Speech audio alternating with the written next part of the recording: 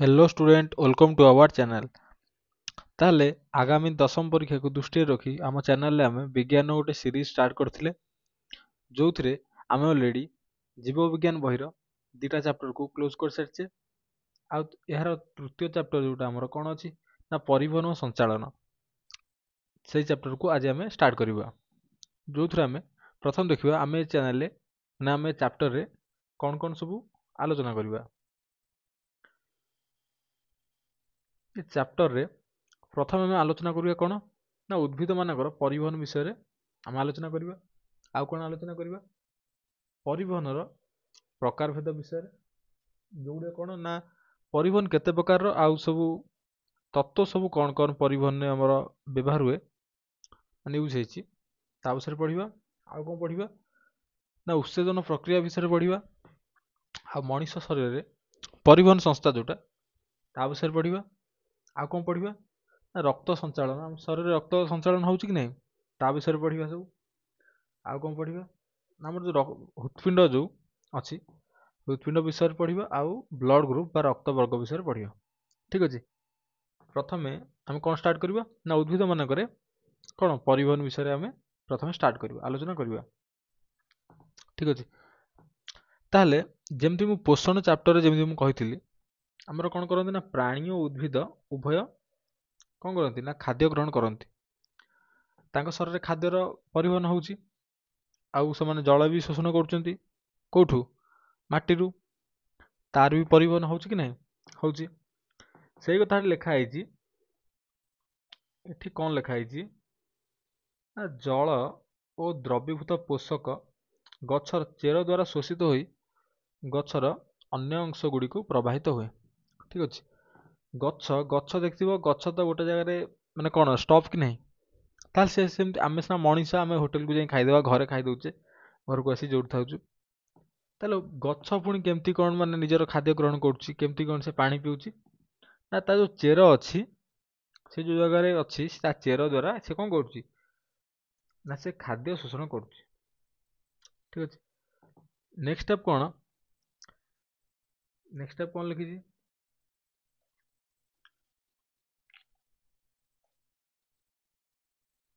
माटी रे थिबा आयन रो सांद्रता और चेर रे थिबा आयन रो सांद्रता मध्य पार्थक्य थिबारु चेर रे थिबा मूललम सक्रिय शोषण द्वारा कौन को ना यही तारतम्य रे समानता आनिबा को चेष्टा करथे। ए स्टेप रे कौन कहिची ना हमर जो उद्भिद रो चेर चेर रे जो हमर मूललम अछि। ठीक अछि एटा देखिबा गोटे चेर रो गोटे देखिबा चेर रो गोटे चित्र देखि पारथिबो एई जो चेर रे तार जो विभिन्न पार्ट गुडी को देखिबा हमें जदि ए आर ए को देखिबा एटा कौन कह जाए ना प्राथमिक चेर बा प्राइमरी रूट प्राथमिक चेर एटा आ जो छोट छोट गुडी को देखि पारथु एई गुडी को एडो कोड बाहरची प्राथमिक चेर रो सब बाहरची माने एई गुडी को से गुडी कौन कह जाए ना सेकेंडरी रूट बा द्वितीयक चेर कह जाए। ठीक अच्छे सेथिरु पुणी देखि पारतो छोट छोट किछि पार्ट बाहरची एई गुडी को से गुडी कौन ना टर्शियरी रूट कौन हेटा ना टर्शियरी माने कौन ना तृतीयक चेर सेठू से कौन है से चेर गुड़िक तार पाख तारी सेठी एमती एमती माने हमर शरीर लोम भलिया चेर एमती लोम सब बाहरी एमती से लोम कौन करुच्ची ना जो जेतिकी पार्ट रे माटी को टच करची सेई पार्ट द्वारा माटी से खनिज लवण बा पोषक तत्व आउ जल को शोषण करुच्ची से गुडी को कौन कह जाए ना मूल लोम बा चेर लोम भी कहि परिबो। ठीक अछि ता द्वारा कौन करुच्ची तार कार्य कौन ना माटी से ता पोषक तत्व माने कौन संग्रह करुच्ची का पई गछ पई। ठीक अछि सेकेंड थर्ड स्टेप रे कौन से पुन लिखिला ना आयन सहित जल और मूल लोम दे चेर भीतर को प्रवेश करता है। ठीक अछि परे ताहा विसरण प्रक्रिया द्वारा जल प्रवाही टिश्यू जाइलम मध्य को प्रवेश करिवा परे ଉଦ୍ଭିଦ ଓ ଅନ୍ୟ ଅଂଶମାନଙ୍କୁ ସ୍ଥାନାନ୍ତରିତ ହୋଇଥାଏ। ଉଦ୍ଭିଦର ଅନ୍ୟ ଅଂଶମାନଙ୍କୁ ସ୍ଥାନାନ୍ତରିତ ହୋଇଥାଏ। ଅର୍ଥାତ୍ ସେ କ'ଣ କହିଲା, ଚେର ଦ୍ୱାରା ଯେତେବେଳେ ଶୋଷଣ ହେଇଗଲା, କ'ଣ ଆମର ଯେତେବେଳେ ଜଳ ଯେତେବେଳେ ଶୋଷଣ ହେଇଗଲା ଚେର ଦ୍ୱାରା ଶୋଷଣ ହେଲା ପରେ ପରବର୍ତ୍ତୀ ଷ୍ଟେପ୍ର କ'ଣ ହେଉଛି, ମାନ୍ୟ ଗୋଟେ ଏଇଟା ଆମର ପ୍ଲାଣ୍ଟ ଗୋଟେ ମୁଁ ତିଆରି କଲି, ଏଇଟା ପ୍ଲାଣ୍ଟର ଗୋଟେ ପ୍ଲାଣ୍ଟ ତିଆରି କଲି। এইଗୁଡ଼ିକ କ'ଣ ନା ତା ଚେର ସବୁ ଏଇଟା ତିଆରି କରିଛି। କ'ଣ ଏଠି ହେଉଛି, ଏଟା এইଗୁଡ଼ିକ ତାର ପତ୍ର ତିଆରି କରିଦେଲି। ଏ ଜିନିଷଟା ଏଠି କ'ଣ ହେଉଛି ନା ଯେତେବେଳେ ଚେର ଠାରୁ ଯେତେବେଳେ ଜଳ ଆଉ ଆୟନ ଯେତେବେଳେ ପ୍ରବେଶ କରୁଛି କେଉଁଠି, ଗଛ ଭିତରକୁ ପ୍ରବେଶ କରୁଛି, ସେଠି ଜଳର ମାନେ ପରିବହନ ପାଇଁ ଗଛରେ ଗୋଟେ ଟିସ୍ୟୁ ରହିଛି, ଠିକ ଅଛି, ଯାହା ନାମ କ'ଣ ନା ଜାଇଲେମ୍ ଟିସ୍ୟୁ। କ'ଣ ନା ଜାଇଲେମ୍ ଟିସ୍ୟୁ। ଜାଇଲେମ୍ ଟିସ୍ୟୁଟା କ'ଣ କରୁଛି ଏଠି, ଏଠି କାମ କ'ଣ କରୁଛି, ଜାଇଲେମ୍ ଟିସ୍ୟୁଟା ଏମିତି ପାଇପ୍ ଭଳିଆ, ଏମିତି ଏଇଟା ଅଲଗା କଲର କଲେ ଜାଣିପାରିବ। ଜାଇଲେମ୍ ଟିସ୍ୟୁଟା ଗୋଟେ ପାଇପ୍ ଭଳିଆ ରହିଛି ଏ ଜାଗାରେ,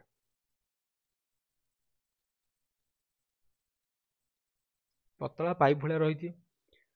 ସେ କ'ଣ ହେଉଛି, ଯେତେବେଳେ ଗଛ ଯେତେବେଳେ ଚେର ଦ୍ୱାରା ଯେତେବେଳେ ଏମିତି ଜଳ ଶୋଷଣ ହେଇଗଲା ବା ପୋଷକ ତତ୍ତ୍ୱ ତ ଶୋଷଣ ହେଇଯାଉଛି, ସେ ଜାଗାରେ କ'ଣ ହେଉଛି, ତା ବିସରଣ ପ୍ରକ୍ରିୟା ଗୋଟେ ହେଉଛି। ବିସରଣ ପ୍ରକ୍ରିୟା ମୁଁ କ'ଣ କହିଥିଲି, ଏଇଟା ମୁଁ ବୋଧେ ଫିଜିକାଲ ସାଇନ୍ସରେ ବୋଧେ କହିଥିଲି, ନାଇଁ ଏ ଲାଇଫ ସାଇନ୍ସରେ କହିଥିଲି ପୂର୍ବ ଚାପ୍ଟରରେ। ବିସରଣ ପ୍ରକ୍ରିୟାରେ କ'ଣ ହେଉଥିଲା ନା, ଯଦି ଏମିତି ଦୁଇଟା ପାଇପ୍ ଥିଲା, କହିଥିଲି ଏମିତିଟା ପାଇପ୍ ଥିବ, ସେଥିରେ ଏମିତି ଛୋଟ ଛୋଟ କଣା ଏମିତି ଥିବ, ଠିକ ଅଛି। ଆଉ ଗୋଟେ ପାଇପ୍ରେ ତା ଦେହକୁ ଲାଗିକି ଏମିତି ଛୋଟ ଛୋଟ କଣା ଅଛି।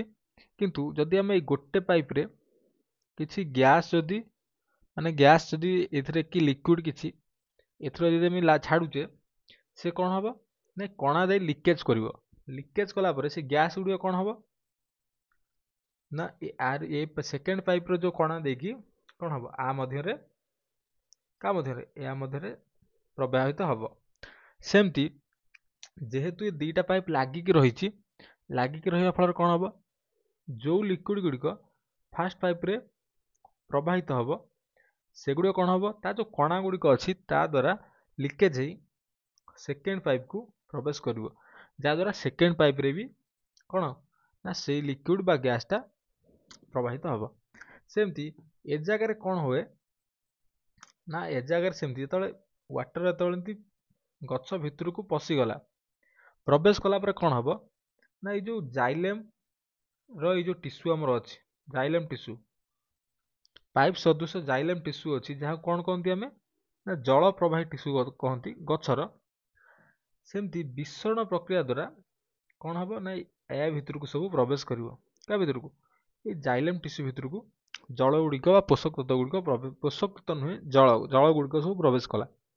ପ୍ରବେଶ କରିବା ଫଳରେ ସେ ଗଛର ବିଭିନ୍ନ ପାର୍ଟକୁ ସବୁ କ'ଣ କରିବ ନା, ତାକୁ ସବୁ ବିଭିନ୍ନ ପାର୍ଟକୁ ସ୍ଥାନାନ୍ତରିତ କରିବ, ଠିକ ଅଛି। ଦେନ୍ ଆଉ ଗୋଟେ ପଏଣ୍ଟ କ'ଣ ଦେଖିବା ନା, ଜାଇଲେମ୍ ଏକ ପାଇପ୍ ସଦୃଶ ଟିସ୍ୟୁ, ଯାହା ଗଛର ମୂଳ ଠାରୁ ଆରମ୍ଭ ହୋଇ ଚୂଡ଼ା ପର୍ଯ୍ୟନ୍ତ ବ୍ୟାପିଛି। ଚୂଡ଼ା ମାନେ କ'ଣ ନା ଅଗ୍ରଭାଗ ପର୍ଯ୍ୟନ୍ତ, ମୂଳ ଯେଉଁଟା ଆମର ଚେର ଠାରୁ ଆରମ୍ଭ ହୋଇ କ'ଣ ଅଗ୍ରଭାଗ ପର୍ଯ୍ୟନ୍ତ ବ୍ୟାପିଛି, ଠିକ ଅଛି ଜାଇଲେମ୍ଟା। ଦେନ୍ କ'ଣ ଲେଖିଛି ନା, ପତ୍ରରେ ଥିବା ପତ୍ରହରିତ ମାଧ୍ୟମରେ ଆଲୋକ ଶ୍ଳେଷଣ ପ୍ରକ୍ରିୟା ଦ୍ୱାରା ଉଦ୍ଭିଦମାନେ ନିଜର ଖାଦ୍ୟ ପ୍ରସ୍ତୁତ କରିଥାନ୍ତି। ଉଦ୍ଭିଦମାନେ କେମିତି ନିଜର ଖାଦ୍ୟ ପ୍ରସ୍ତୁତ କରିଥାନ୍ତି, ମୁଁ କହିଥିଲି ଯେମିତି କ'ଣ କରିଥାନ୍ତି, ସେମାନେ ନିଜର ଯେଉଁ ଆଲୋକ ପତ୍ରର ଯେଉଁ ପତ୍ରହରିତ ଅଛି, ପତ୍ରହରିତର ୟୁଜ୍ କରି ସୂର୍ଯ୍ୟାଲୋକ ଦ୍ୱାରା ନିଜର ଖାଦ୍ୟ ପ୍ରସ୍ତୁତ କରିଥାନ୍ତି, ଯେଉଁଟା ମୁଁ ଅଲରେଡ଼ି ପୋଷଣ ଚାପ୍ଟରରେ ମାନେ କ'ଣ ଡିସ୍କସ୍ କରିଛି।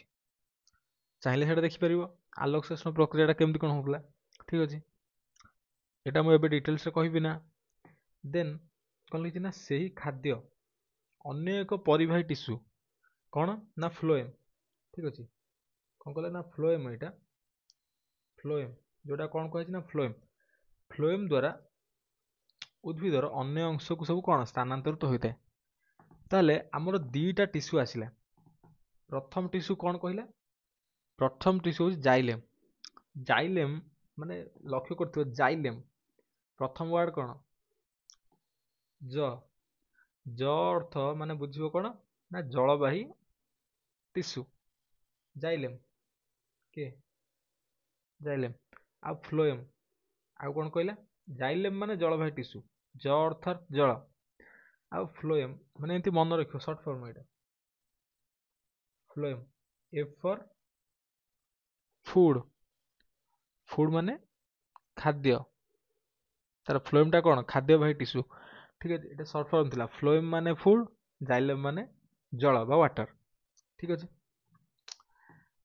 ଦେନ୍ ସେ କଣ କହିଛି ଫ୍ଲୋଏମ୍ ଫ୍ଲୋଏମ୍ ଦେଇ କଣ ହେଇଛି ନା ଖାଦ୍ୟ ଆମର ଗଛ ମାନେ ଗଛର ସବୁ ପାର୍ଟ କୁ ଖାଦ୍ୟ ଯାଏ ଏଇଠି ଦେଖିବେ ଯୋଉଟା ଡ୍ରଇଂ ଅଛି ଏଇ ଜାଗାରେ ଦେଖିପାରୁଥିବ ଏଇ ଜାଗାରେ କଣ ହେଇଛି ନା ଏଇ ଜାଗାରେ ଏଇ ଯୋଉ ପାର୍ଟଟା ଏଇ ପାର୍ଟଟା ହଉଛି କଣ ନା ଫ୍ଲୋଏମ୍ ଏଇ ଯୋଉ ପାର୍ଟଟା ଫ୍ଲୋଏମ୍ କୁହାଯାଇଛି କଣ ପାଇଁ ଏ ଜାଗାରେ କଣ ହୁଏ ନା ଆମର ଯୋଉ ପତ୍ର ଅଛି ପତ୍ରରେ ଖାଦ୍ୟର କଣ ହୁଏ ନା ରୋଷେଇ ହୁଏ କଣ କହିଥିଲି ଗଛର ରୋଷେଇ ଘର କୋଉଟା କିଚେନ କୋଉଟା ପତ୍ର ପତ୍ରରେ ଖାଦ୍ୟର କଣ ହେଲା ନା ରୋଷେଇ ହୁଏ ରୋଷେଇ ହେଲା ପରେ ସେ ଜାଗାରେ କଣ ହେଇଛି ନା ଖାଦ୍ୟ ଗୁଡ଼ିକ ଆସି ଗଛର ବିଭିନ୍ନ ପାର୍ଟକୁ ଗତି କରୁଛି ଅର୍ଥାତ୍ ଗତି କରୁଛି ମାନେ ସେ କାହା ଦେଇ ଗତି କରୁଛି ଗୋଟେ ମାନେ ପରିବାହୀ ଟିସୁ ଦେଇ ଗତି କରୁଛି ଯୋଉଟା କଣ କୁହାଯାଇଛି ନା ଫ୍ଲୋଏମ୍ ଏଇ ଯୋଉ ଗ୍ରୀନ କଲର ମୁଁ ଏମିତି କଲର ପେଣ୍ଟ କଲି ସେଇଠି ଦେଖିପାରୁଥିବ ତା ଦ୍ୱାରା ସେଇ ଟ୍ୟୁବ ଦ୍ୱାରା କଣ କରୁଛି ନା ଫ୍ଲୋଏମ୍ ଦ୍ୱାରା ଫୁଡ୍ ଗୁଡ଼ିକ ଗତି କରୁଛି ମାନେ ଗଛର ବିଭିନ୍ନ ପାର୍ଟକୁ କୋଉଠୁ ନା ପତ୍ରରୁ ବିଭିନ୍ନ ପାର୍ଟକୁ ଗତି କରୁଛି ଠିକ ଅଛି ଦେନ୍ ଦେଖିପାରୁଥିବ ଆଉ ଗୋଟେ ଏମିତି ଟ୍ୟୁବ ଷ୍ଟ୍ରକ୍ଚର ଅଛି ଏଇଟା ଏଇଟାକୁ ମୁଁ ଆଗରୁ କଣ କହିଥିଲି ଏଇଟା ଆମର କଣ କହିଥିଲି ଏଇଟା କହିଥିଲି ଜାଇଲେମ୍ କହିଥିଲି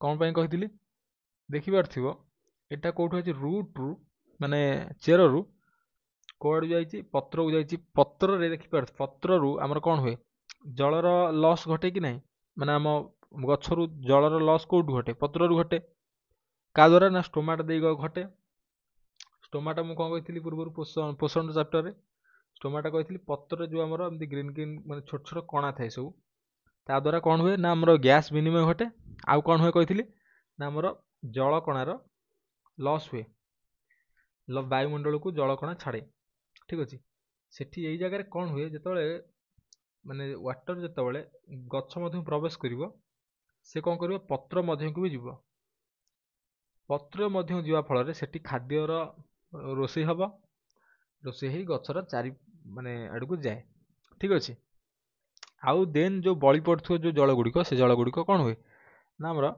ମାନେ ଏଭାବୋରେଟ୍ ହୋଇଯାଏ ସେ ଜାଗାରୁ ଉଚ୍ଛେଦନ ପ୍ରକ୍ରିୟା ଦ୍ୱାରା ଟ୍ରାନ୍ସପିରେସନ ଦ୍ୱାରା କଣ ହୁଏ ନା ଜଳ ଗୁଡିକ ଏଭାବୋରେଟ୍ ହୋଇଯାଏ କୋଉଠି ଆମର ବାୟୁମଣ୍ଡଳକୁ ଠିକ ଅଛି ଦେନ୍ ଉଦ୍ଭିଦରେ ଏହି ପ୍ରକାରର ଜଳ ଓ ଖାଦ୍ୟ ଓ ଧାତବ ଲବଣର ପରିବହନକୁ କଣ କହିଲା ନା ପୋଷକ ପରିବହନ ଏଠି ଗୋଟେ ଟର୍ମ ଆସିଲା କଣ ନା ପୋଷକ ପରିବହନ ତାହେଲେ ଗଛର ପୋଷକ ପରିବହନ କାହାକୁ କୁହାଯାଏ ନା ଉଦ୍ଭିଦରେ ଏଇ ଯୋଉ ଆମର ଖାଦ୍ୟ ଆଉ ଜଳ ଧାତବ ଲବଣର ଯୋଉ ପରିବହନ ଘଟିଲା କାହାର ନା ଜଳ ଖାଦ୍ୟ ଧାତବ ଲବଣ ଯୋଉ ପରିବହନ ଘଟିଲା କାହା ଦ୍ୱାରା ଜାଇଲେମ୍ ଆଉ ଫ୍ଲୋଏମ୍ ଟିସ୍ୟୁ ଦ୍ୱାରା ତାକୁ ଟୋଟାଲ କଣ କୁହାହେଲା ନା ପୋଷକ ପରିବହନ ବୋଲି କୁହାହେଲା ଠିକ ଅଛି ଦେନ୍ ଦେଖିବା କଣ ନା ଉଦ୍ଭିଦର ବିଭିନ୍ନ ପ୍ରକାର ପରିବହନ ଓ ବିବିଧ ତତ୍ତ୍ୱ ବିଷୟରେ ମାନେ କୋଉ କୋଉ ପ୍ରକାର ପରିବହନରେ ଆମ ଉଦ୍ଭିଦର ଖାଦ୍ୟ ଆଉ ଜଳ ଗୁଡିକ କଣ ୟୁଜ ହଉଛି ଆଉ କଣ ସେ ଯୋଉ ପରିବହନ ଯୋଉ ଖାଦ୍ୟର ପରିବହନ ପାଇଁ କୋଉ କୋଉ ତତ୍ତ୍ୱ ବା ଆମର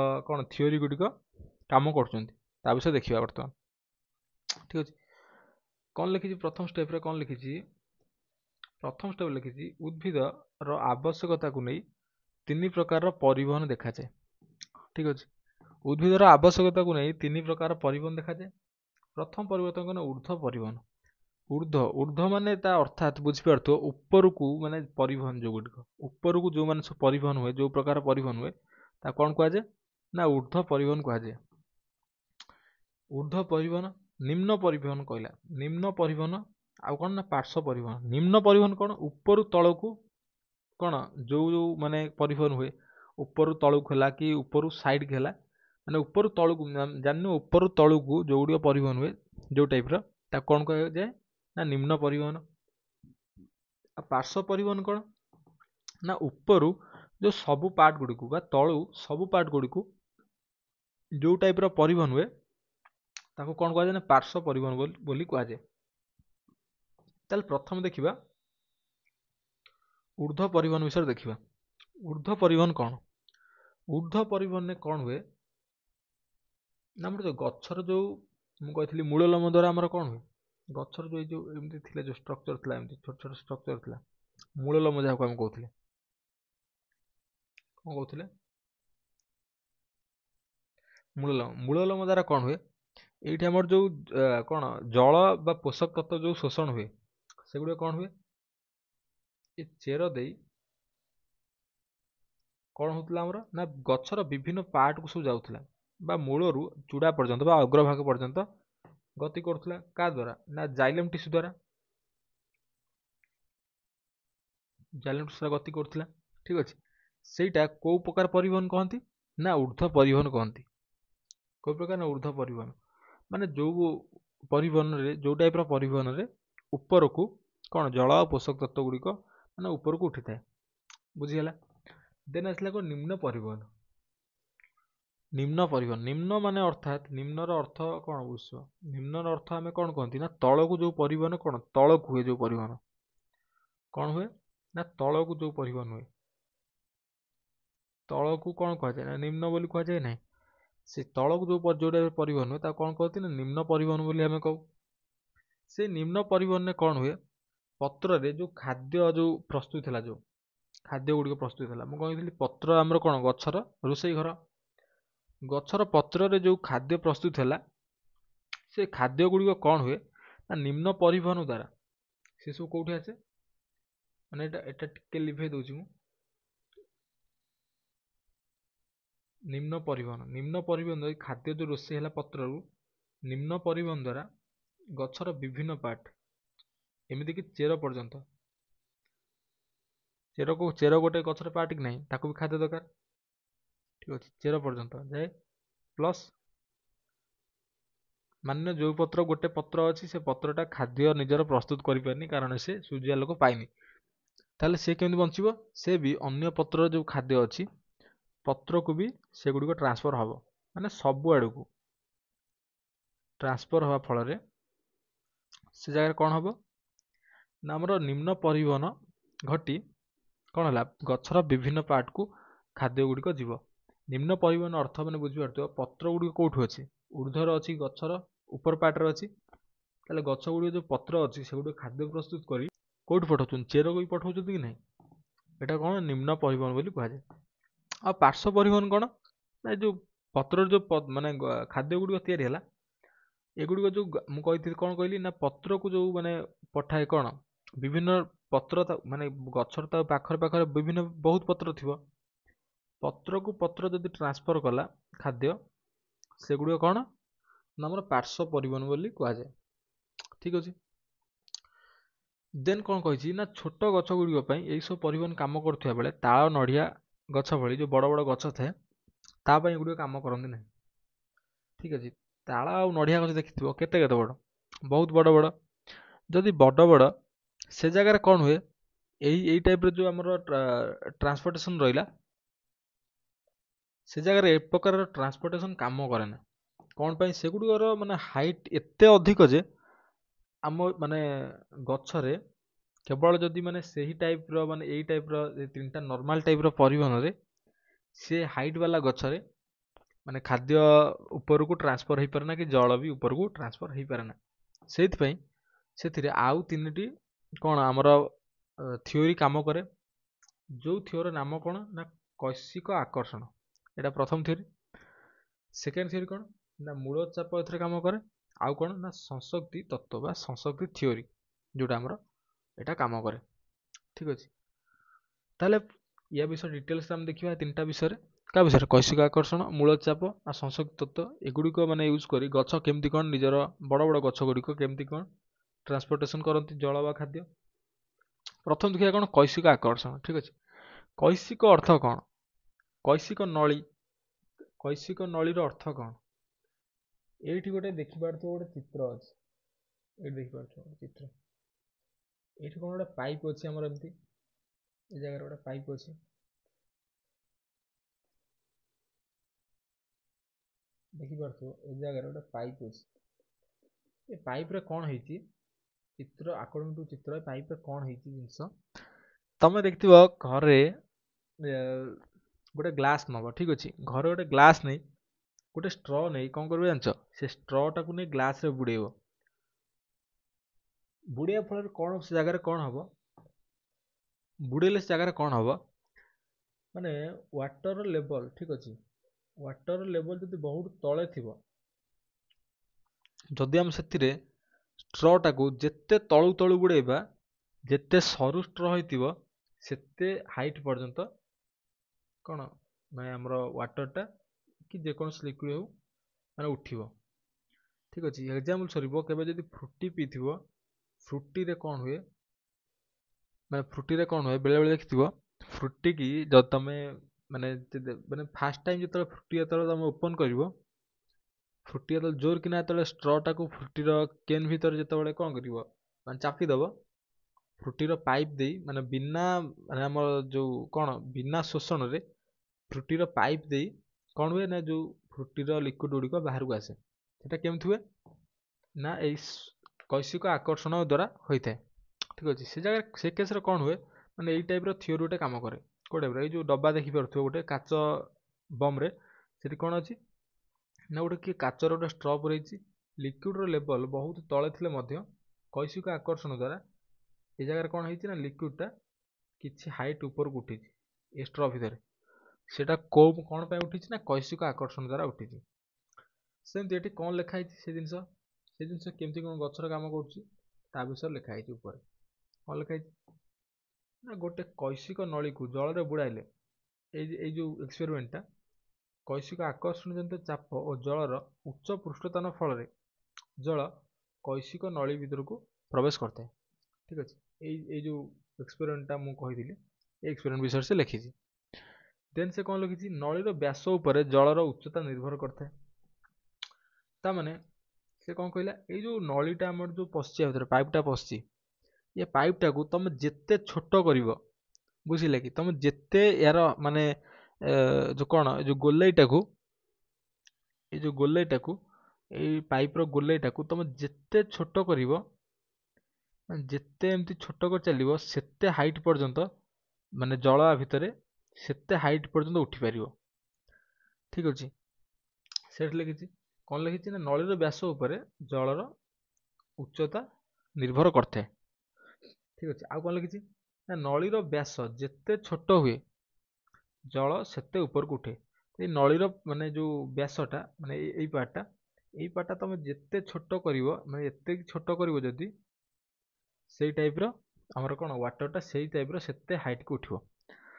केतक जाइलेम टिश्यूर व्यास 0.001 मिलीमीटर रु कम होता है, से जल कौन हुए ना 10 मीटर जाए ऊपर को उठी पारे। ठीक अच्छे, माने विश्वास करनी जो जाइलेम टिश्यू गुड़िक अच्छी से केते ना 0.001 माने मिलीमीटर से कौन हुए जल माने 10 मीटर हाइट पर्यंत ऊपर को उठी पारे। 10 मीटर माने भाई पड़ो 10 मीटर पर्यंत जल ऊपर को उठी पार कौन पाई ना से जो मोर तार जो व्यास रहा कार जाइलेम टिश्यू जो रहा जो जाइलेम टिश्यू कौन करथिला पाइप भलिया गोटे टिश्यू तार जो व्यास रहा से पाइप रो जेहेतु तार व्यासटा कम से भीतर जल 10 मीटर पर्यंत ऊपर को उठी पारे। ठीक अच्छे, जाइलेम टिश्यूर आमर जो रहा कौन व्यासटा रहा माने से एते कम जे से टिश्यू दे कौन है दा जल सेते ऊपर को उठी पारुची। ठीक अच्छे, ताहले ये जो थियोरीटा आमर जदि एकुटिया जदि काम करिवो एगुड़िक कौन हुए ना जदि आम यही थियोरीटा एकुटिया काम करिवो तथापि ये जो थियोरीटा आमर बड़ गछ पई काम करे ना। ठीक अच्छे, बड़ गछ पई काम करना बोली से आमर जो आउ दुईटा थियोरी अच्छी तार यूज करा जाए। से आउ दुटा थ्योरी विषय आम देखा। आउ गोटे थ्योरी कौन ना मूलज चाप। ठीक अच्छे मूलज चाप कौन मूलज चाप माने एठू लक्ष्य कर मूलज चाप मूलज कौन चाप माने मूलरू कौन है ना चाप पड़ुची किसी गोटे चाप पड़ुची कौटू मूलरू सेटा कौन कला मिसिकी है कौन मूलज चाप। सेमती ये कौन लिखाई ना कौन एक उद्भिदर कांड को अधारू काटिदेले अधारू काटी दिखाई ठीक अच्छे अधारू काटिदेले कौन हो से जो क्षत स्थान से देखि गोटे लिक्विड जो बाहर तरल लिक्विड जो बाहर ठीक अच्छे केवल तुम गछ भांगी गचर देख जो जो पार्टा भांग से देख लिक्विड देख सिक्रेट हो से जगार से लिक्विडटा मैं अनवरत सिक्रेट हो चला जेपर्यंत से वायु संस्पर्श आसी माने से जगह ब्लॉक न हो जाए ठीक अच्छे से पर्यंत से जगार मैं लिक्विडटा अनवरत बाहर चलता है ताल से कौन हुए कौन पाई माने ए जिनसटा होता है आमर से कौन काम करे ना मूलज चाप काम करे। अर्थात मुझे देखी माने जो गछ आमर अच्छी गचर ये थर शाखा प्रशाखा आमर यहाँ आमर कौन ना चेर ये चेर नहीं ये कौन नहीं पत्र नहीं ये जगह कौन हुए ना चेर पटरू ठीक अच्छे ये चेर पटरू किसी गोटे प्रेसर पड़े क्या माने या भितर प्रेसर किसी पड़ी ए भीतर जो जाइलम टिश्यू अच्छी जाइलम टिश्यू कौन अच्छी ना जल अच्छी जाइलम टिश्यू कौन अच्छी जल अच्छी जल उपर कौन गोटे प्रेसर पड़ुची जहाद्वारा जल कौन करुच्ची ना ऊपर को गति करि पारुची ठीक अच्छे कौन गोटे प्रेसर पड़ुची से जदि आम जगह को जदि काटिदेबा ठीक अच्छे जदि काटिदेबा काटिदेला फल ए जगार किसी कौन हो लिक्विड पदार्थ आमर सिक्रेट हो जगार ए जगार लिक्विड की सिक्रेट हो कौन पाई ना एपटू प्रेसर पड़ुची बोली जमती जदि गोटे एमती डब्बा नवा फल से जगह कौन हम ए भर पिस्टन गोटे पुरेदेवा पिस्टन मान जापर पिस्टन कौन जान पिस्टन मान जमी इंजेक्शन देखिए गोटे रबर देखिए पशि इंजेक्शन माने गोटे इंजेक्शन आम नहीं ठीक अच्छे इंजेक्शन जो पिस्टन अच्छी यही पार्टा पिस्टन पिस्टन जो प्रेसर दौचे से कौन हो इंजेक्शन भितर जो लिक्विड अच्छी से लिक्विडा कौन हो ना यहीपट दे बाहर जाऊँगी सेमती ये कौन पे हो ना पछरू आम किसी प्रेसर पकाउे प्रेसर पकड़ लिक्विडटा आमर आगपट दे बाहर जाऊँगी सेमती जदि आम गचर गोटे पार्ट को एमती काटी दौचे तलू जो प्रेसर पड़ुची ता द्वारा जल जो आम ट्रांसफर हो कौटी ऊपर को से जल गुड़ कौन हो ना यही पार्ट दे सिक्रेट हो ठीक अच्छे से कौन से कौ थ्योरी काम कर मूलज चाप आमर काम कर ठीक अच्छे ताल मापिबा केमती जब तुमको किए कह मूलज चाप केमती मापिया तुम कौन कह से आमर मानोमीटर बोली गोटे जंत्र अच्छे ठीक अच्छे जो थी आमर कौन मपा ना प्रेसर मपा जाए से आम मूलज चापर यूज कर मूलज चाप मापिया को आम मानोमीटर यूज कर ठीक अच्छे।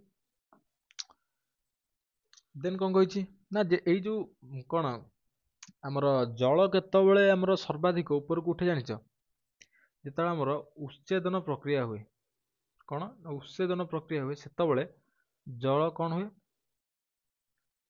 ना ऊपर को उठे यही जिनस आमर कौन पाई हुए ठीक अच्छे तुमको भोक कले तुम कौन कर खाद्य खाओ तुम जो गोटे जगह क्रिकेट खेलुच मान तुम क्रिकेट खेलुच बुझिपार तुम जब क्रिकेट खेलुच गोटे जगह तुम कौन कर लॉस कर कौन तुम एनर्जी लॉस कर एनर्जी लॉस करने फल तुम जब से जगह किसी प्रोटीन जातीय खाद्य नौच ना फल तुम अनवरत कौन वार कर ना एठी सेम केस एठी कौन है तुम खाद्य नवा फल कौन हो ना सेपटे आमर वार कर ए जगार कौन हो सेमती ना गच्छर एठी कौन हो गच्छर एठी कौन हो कहूँ मुझे जो कही कौन कही गच्छर जो पत्र दे कौन होमर गच्छर जो पत्र दे गच्छर जो स्टोमाटा रही ठीक अच्छे गच्छर स्टोमाटा रही स्टोमाटा दे कौन हुए ନା ଆମର ୱାଟର ଲସ୍ ହୁଏ। କ'ଣ ହୁଏ ନା ୱାଟର ଲସ୍ ହୁଏ। ଏହାର ଚିତ୍ର ବି ଏଇଠି ଆଗକୁ ରଖିଛି ମୁଁ, ଏ ଦେଖିପାରୁଥିବ ଗଛର ଯେଉଁ ଷ୍ଟୋମାଟା ଦେଇ କ'ଣ ହେଉଛି ନା ୱାଟର ଲସ୍ ହେଉଛି। ଏ ଯେଉଁ ୱାଟର ଲସ୍ ହେବା ଫଳରେ ଏ ଜାଗାରେ କ'ଣ ହେଉଛି, ୱାଟର ଲସ୍ ହେବା ଫଳରେ ଆମର ଯେଉଁ ୱାଟର ଜାତୀୟ ଲସ୍ ହେଇଗଲା।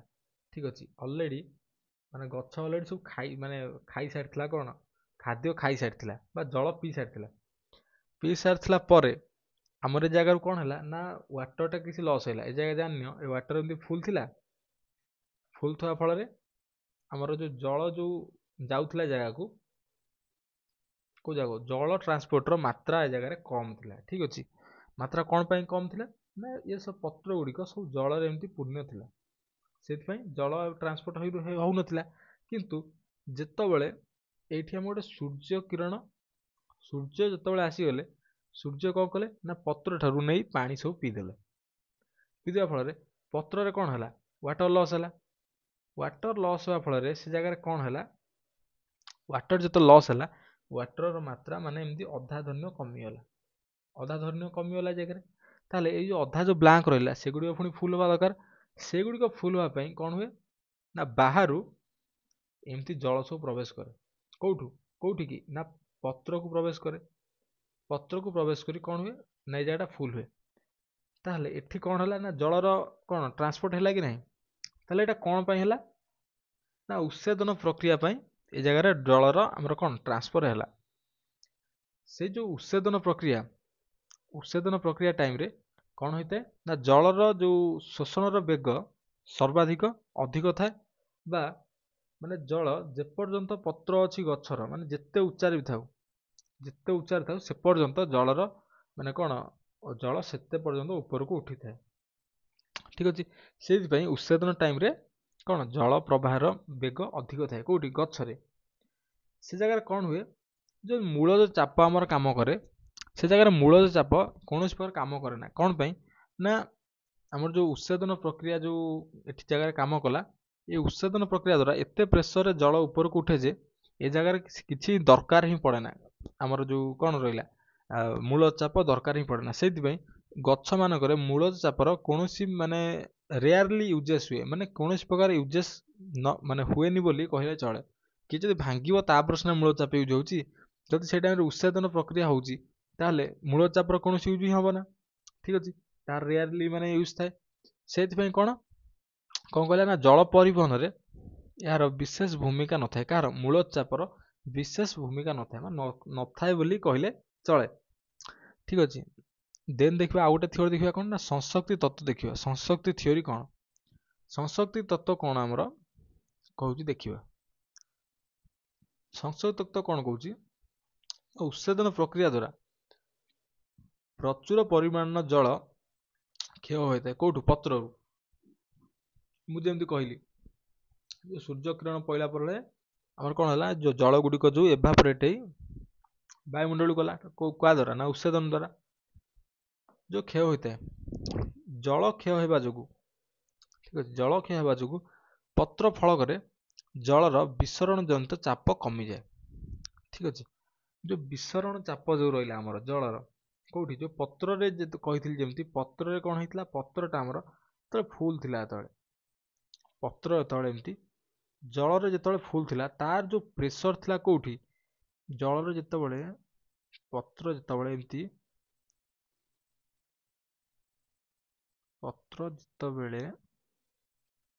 ଜଳରେ ଯେତେବେଳେ ଏମିତି ଫୁଲ୍ ଥିଲା, ସେ ଜାଗାରେ କ'ଣ ହେଉଥିଲା, ସେ ଜଳର ମାନେ ଏଇ ପତ୍ରର ସରଫେସ୍ ଉପରେ କିଛି ପ୍ରେସର ଥିଲା କି ନାହିଁ, ପ୍ରେସର ଥିଲା। ସେଇ ଯେଉଁ ପ୍ରେସରଟା ଯେତେବେଳେ ଏଭାପୋରେଟ୍ ହେଇଯିବ ବା ଟ୍ରାନ୍ସପିରେସନ୍ ଦ୍ୱାରା ଯେତେବେଳେ ଜଳ ଯେତେବେଳେ ବାୟୁମଣ୍ଡଳକୁ ବାହାରିଯିବା ଫଳରେ ସେ ଜାଗାରେ କ'ଣ ହେବ, ପୁଣି ସେ ଜାଗାରେ ଏଇ ଯେଉଁ ଜଳ, ଯେଉଁ ପତ୍ର ଭିତରେ ଜଳ ଥିଲା ତାର ଆମାଉଣ୍ଟଟା ଏମିତି କମିଯିବ କି ନାହିଁ। କମିଗଲା ଫଳରେ ତାର ଯେଉଁ ପ୍ରେସର, ପୂର୍ବ ପ୍ରେସର ରହିବ କି, ରହିବନି। ସେଟା ସେଇଥିପାଇଁ କ'ଣ କୁହାଯାଇଛି ନା ଜଳ କ୍ଷୟ ହେବା ଯୋଗୁଁ ପତ୍ର ଫଳକରେ ଜଳର ବିସରଣ ଜନିତ ଚାପ କମିଯାଏ। କମିଗଲା ଫଳରେ କ'ଣ ହେଲା, ତେଣୁ ପତ୍ରର ଶିରା ପ୍ରଶିରାର ଜଳ ପତ୍ର ଫଳକ ମଧ୍ୟ ଗତି କରେ, ଫଳରେ ପତ୍ରର ଶିରା ପ୍ରଶିରା ମଧ୍ୟରେ ଆମର କ'ଣ ବିସରଣ ଚାପ କମିଯାଏ। ଏଇ ଯେଉଁ ପତ୍ର ରହିଲା, ପତ୍ର ଯେଉଁ ଶିରା ଗୁଡ଼ିକ ରହିଲା, ପତ୍ରର ପଛର ଯେଉଁ ପତ୍ରର ଶିରା ସବୁ ରହିଲା, ପତ୍ର ଯେଉଁ ଶିରା ପ୍ରଶିରା ଏମିତି ଥିଲା ସେଠି ବି ୱାଟର ଲସ୍ ହେବ। କ'ଣ ପାଇଁ? ତାର ଯେଉଁ ଜଳ ଗୁଡ଼ିକ କ'ଣ ହୁଏ, ଯେଉଁ ବିସରଣ ପ୍ରକ୍ରିୟା ଦ୍ୱାରା ପତ୍ରର ସରଫେସକୁ ପଳେଇ ଆସିଲା। ତେଣୁକରି ଆ ମଧ୍ୟରେ ଶିରା ମଧ୍ୟରେ ପତ୍ରର ମାନେ ୱାଟରଟା ତାର ଯେଉଁ ବିସରଣ ଜନିତ ଚାପ କ'ଣ ହେଲା ନା କମିଲା। କମିବା ଫଳରେ ପୁଣି କ'ଣ ହୁଏ? କମିବା ଫଳରେ କ'ଣ ହୁଏ ନା ଯେଉଁ ବିସରଣ ଜନିତ ଚାପ କମିଲା ତାକୁ ପୁଣି ତ କିଏ ଜଣେ ମାନେ କ'ଣ ସମାନ କରିଥିବ। ପତ୍ର ଫଳକ ଶିରା ପ୍ରଶିରା ମଧ୍ୟରେ ପୂର୍ବାବସ୍ଥା ଫେରାଇବା ପାଇଁ ଏ ଯେଉଁ ୱାଟର ଲସ୍ ହେଲା ତାର ପୂର୍ବାବସ୍ଥାକୁ ଫେରାଇବା ପାଇଁ ଜଳ କ'ଣ କରେ ନା କାଣ୍ଡର ଜାଇଲେମ୍ ଟିସ୍ୟୁରୁ ପତ୍ରର ଶିଳା ପ୍ରଶିରାକୁ ଗତି କରେ। ଜାଇଲେମ୍ ଟିସ୍ୟୁ ଆମର କ'ଣ କରୁଥିଲା ନା ଆମର କ'ଣ କରୁଥିଲା ଜଳକୁ ମାନେ ଟ୍ରାନ୍ସପୋର୍ଟ କରୁଥିଲା, ଗଛର ଚାରିଆଡ଼କୁ ଟ୍ରାନ୍ସଫର କରୁଥିଲା। ସେ ଜାଇଲେମ୍ ଟିସ୍ୟୁ ଦ୍ୱାରା କ'ଣ ହେବ, ଯେତେବେଳେ ଜଳରେ ଯେତେବେଳେ ୱାଟର ଲସ୍ ହେଉଛି ଗଛରେ, ୱାଟର ଲସ୍ ହେବା ଫଳରେ ସେ ଜାଇଲେମ୍ ଟିସ୍ୟୁ ପୁଣି ଥରେ କ'ଣ କରିବ ନା ମାନେ ଜଳକୁ ନେଇ ପତ୍ର ପାଖରେ ପହଞ୍ଚେଇଲା। ଯେପର୍ଯ୍ୟନ୍ତ ଜଳର ମାନେ ଯେଉଁ ଆମର ପତ୍ରର ଯେଉଁ ପୃଷ୍ଠ ଅଛି ବା ସରଫେସ୍ ଅଛି ଯେପର୍ଯ୍ୟନ୍ତ ସେଟା ଫୁଲ୍ ନ ହେଇଛି ସେ ପର୍ଯ୍ୟନ୍ତ ଅନବରତ ଜାଇଲେମ୍ ଟିସ୍ୟୁ ଜଳ ଟ୍ରାନ୍ସପୋର୍ଟ କରି ଚାଲିବ। ଦେନ୍ କ'ଣ ଲେଖିଛି ନା କାଣ୍ଡରେ ଥିବା ଜାଇଲେମ୍ରେ ଜଳଧାରା ରଖିବା ପାଇଁ ମୂଳରୁ ଶୋଷିତ ହୋଇ କାଣ୍ଡ ଯାଏଁ ଆସେ। ଅର୍ଥାତ୍ ପତ୍ର ପୃଷ୍ଠରେ ଉତ୍ସେଚନ ଜନିତ ଆକର୍ଷଣ ଯୋଗୁଁ ମୂଳରୁ ପତ୍ର ଯାଏଁ ଜଳର ଏକ ଅନବରତ ଧାରା ପ୍ରବାହିତ ହୁଏ। ଜଳର ଏହି ଧାରାକୁ କ'ଣ କୁହାଯାଏ ନା ଉତ୍ସେଚନ ସ୍ରୋତ ବୋଲି କୁହାଯାଏ। ଆମର ଯେଉଁ ୱାଟର ରହିଲା, ୱାଟରଟା କ'ଣ ହୁଏ ଟ୍ରାନ୍ସପୋର୍ଟ ହୁଏ କେଉଁଠି ନା ପତ୍ର ପର୍ଯ୍ୟନ୍ତ ଟ୍ରାନ୍ସପୋର୍ଟ ହୁଏ କାହା ଦ୍ୱାରା ନା ଜାଇଲେମ୍ ଦ୍ୱାରା। ଜାଇଲେମ୍ ଦ୍ୱାରା ଟ୍ରାନ୍ସପୋର୍ଟ ହେବାକୁ ଆମେ କ'ଣ କହିଲେ ନା ଉତ୍ସେଚନ ସ୍ରୋତ କୁହାଯାଏ। ଏ ଉତ୍ସେଚନ ସ୍ରୋତ କ'ଣ ନା ଅନବରତ ଯେତେବେଳେ ଟ୍ରାନ୍ସଫର ହେବ ଯେପର୍ଯ୍ୟନ୍ତ ପତ୍ର ଆଉ ତାର ଯେଉଁ ଶିରା ପ୍ରଶିରା ଅଛି ସେ ୱାଟରରେ ଫୁଲ୍ ନ ହୋଇଛି, ସେ ଯେତିକି ୱାଟର ଲସ୍ କରିଛନ୍ତି ଯେପର୍ଯ୍ୟନ୍ତ ଫୁଲ୍ ନ ହୋଇଛି ସେ ପର୍ଯ୍ୟନ୍ତ ଅନବରତ ଜଳର ଯେଉଁ ଧାରା ଆମର ଚାଲେ ସେ ଧାରାକୁ କ'ଣ କୁହାଯାଏ ନା ଉତ୍ସେଚନ ସ୍ରୋତ ବୋଲି କୁହାଯାଏ। ଏହି ସ୍ରୋତ ଅନବରତ ଚାଲିଥାଏ। ଏହା କାରଣ ଦୁଇଟି କାରଣ ପାଇଁ ଏହି ସ୍ରୋତ ବନ୍ଦ ହୁଏ ନାହିଁ। କ'ଣ ତା କାରଣ ନା ଅତି ସୂକ୍ଷ୍ମ ନଳୀ ମଧ୍ୟରେ ଜଳ ମଧ୍ୟରେ ସଂଶକ୍ତି ବଳ ବେଶ ଅଧିକ ଥାଏ। କ'ଣ କହିଲା ଏଇ ଯେଉଁ ସଂଶକ୍ତି ବଳ କ'ଣ, ଯଦି ତମେ ଦୁଇଟା ମାନେ ଗୋଟେ ପାଇପ୍ ନେବ, ଠିକ୍ ଅଛି, ଗୋଟେ ପାଇପ୍ ଏମିତି ନେବ, ମାନେ ଏଇଟା ଜାଇଲେମ୍ର ପାଇପ୍, ଏଇଟା ଠିକ୍ ଅଛି। ଜାଇଲେମ୍ର ପାଇପ୍ ଭିତରେ କ'ଣ ହୁଏ, ଏ ଯେଉଁ ୱାଟର ପାର୍ଟିକିଲ୍ ଗୁଡ଼ିକ ତା ଭିତରେ ଏମିତି ପୁରା ଲାଗି ଥାନ୍ତି। ଏମିତି ୱାଟରଟା ଜାଇଲେମ୍ ଦେଇଯାଏ, ୱାଟର ଯେଉଁ ପାର୍ଟିକିଲ୍ ଗୁଡ଼ିକ ଏମିତି ଲାଗି ପାଖାପାଖି ଥାନ୍ତି। ସେମାନେ କ'ଣ ପରସ୍ପରକୁ ମାନେ ଛାଡ଼ନ୍ତି ନାହିଁ, ଆଟାଚ୍ ହେଇକି ଥାନ୍ତି। ସେଥିପାଇଁ ଯଦି ଗୋଟେ ଏମିତି ଅଣୁ ଯଦି ଆଗକୁ ବଢ଼ି ଯାଉଛି ତା ପଛ ଦେଇ ଏ ଅଣୁ ବାହାରିଯିବ, ତା ପଛ ଦେଇ ଏ ଅଣୁ ବାହାରିଯିବ, ତା ପଛ ଦେଇ ଏମିତି ଲାଗି ସବୁ ଅଣୁ ଗୁଡ଼ିକ ବାହାରୁ ବାହାରିଯିବେ। ସେଇଥିପାଇଁ କ'ଣ ହୁଏ ନା ଜଳର ଧାରା କେବେ ବ୍ରେକ୍ ହୁଏନି। କାହା ଭିତରେ ନା ଜାଇଲେମ୍ ଭିତରେ। ଜଳ ଓ ଜାଇଲେମ୍ ଭିତ୍ତି ମଧ୍ୟରେ ଥିବା ସଂଲଗ୍ନ ବଳ ଯୋଗୁଁ କ'ଣ ନା ଜଳ ଜାଇଲେମ୍ ଭିତ୍ତି ଠାରୁ ଅଲଗା ହୁଏ ନାହିଁ। ଏ ଯେଉଁ ୱାଟର ରହିଲା, ୱାଟର ପାର୍ଟିକୁଲ ଗୁଡ଼ିକ ଏ ଯେଉଁ ଜାଇଲେମ୍ର ଯେଉଁ ଭିତ୍ତି ମାନେ କ'ଣ, ଜାଇଲେମ୍ର ଯେଉଁ ବାହାର ଯେଉଁ ମାନେ ପାଇପ୍ଟା ଯେଉଁ ରହିଲା, ପାଇପ୍ର ଯେଉଁ ସ୍କିନ୍ଟା ତା ଠାରୁ କେବେ ଅଲଗା ହୁଅନ୍ତି ନାହିଁ। ତା ଭିତରେ କ'ଣ ଥାଏ ନା ଗୋଟେ ଆଟ୍ରାକ୍ସନ୍ ଫୋର୍ସ ଥିବାରୁ ସେ ଦୁଇ ଜଣ କେବେ ଅଲଗା ହୁଅନ୍ତିନି। ସେଇଥିପାଇଁ ଜଳର ଧାରା ସବୁଥର ପାଇଁ କ'ଣ ଅକ୍ଷୁଣ୍ଣ ହୋଇ ରହିଥାଏ ବା କେବେ ବ୍ରେକ୍ ହୁଏନି। ଦେନ୍ କ'ଣ ଲେଖିଛି ନା ଉତ୍ସେଦନ ପ୍ରକ୍ରିୟା। ଉତ୍ସେଦନ ପ୍ରକ୍ରିୟା ଯେମିତି ମୁଁ କହିଲି, ଉତ୍ସେଦନ ପ୍ରକ୍ରିୟା ଦ୍ୱାରା କ'ଣ ହୁଏ ନା ୱାଟର ଲସ୍ ହୁଏ। କେଉଁଠୁ ନା ପତ୍ରରୁ ୱାଟର ଲସ୍ ହୁଏ। ସେମିତି ସେ କ'ଣ ଲେଖିଛି, ଉଦ୍ଭିଦର ବାୟବୀୟ ଅଂଶରୁ ଜଳୀୟ ବାଷ୍ପ ଆକାରରେ ଜଳର ନିର୍ଗମନ ପ୍ରକ୍ରିୟାକୁ ଉତ୍ସେଦନ କହନ୍ତି। ବାୟବୀୟ ଅଂଶ କ'ଣ, ଯେଉଁ ଏରିୟଲ ପାର୍ଟ ରହିଲା, ଏରିୟଲ ପାର୍ଟ କେଉଁ ଗୁଡ଼ିକ, ପତ୍ର ରହିଲା, ପତ୍ରରେ ଯେଉଁ ଡେମ୍ଫ ରହିଲା ପତ୍ରର, ଠିକ୍ ଅଛି, ଫୁଲ ରହିଲା, ଠିକ୍ ଅଛି, ସେଗୁଡ଼ିକ କ'ଣ ଗଛର ବାୟବୀୟ ଅଂଶ ବା ଏରିୟଲ ପାର୍ଟ, ଯେଉଁଗୁଡ଼ିକ କ'ଣ ମାନେ ପବନରେ ବା ହାୱାରେ ଆମର ରହିଛନ୍ତି ଏରିୟଲ ପାର୍ଟ ଗୁଡ଼ିକ ସେଗୁଡ଼ିକ, ଠିକ୍ ଅଛି। ସେଠୁ କ'ଣ ହୁଏ ନା ଜଳର ଯେଉଁ ଆମର କ୍ଷୟ ଘଟେ, ସେ କ୍ଷୟଟାକୁ କ'ଣ କହନ୍ତି ନା ଉତ୍ସେଦନ ବୋଲି କହନ୍ତି। ଉତ୍ସେଦନ ପ୍ରକ୍ରିୟା ବୋଲି ଆମେ କହୁ।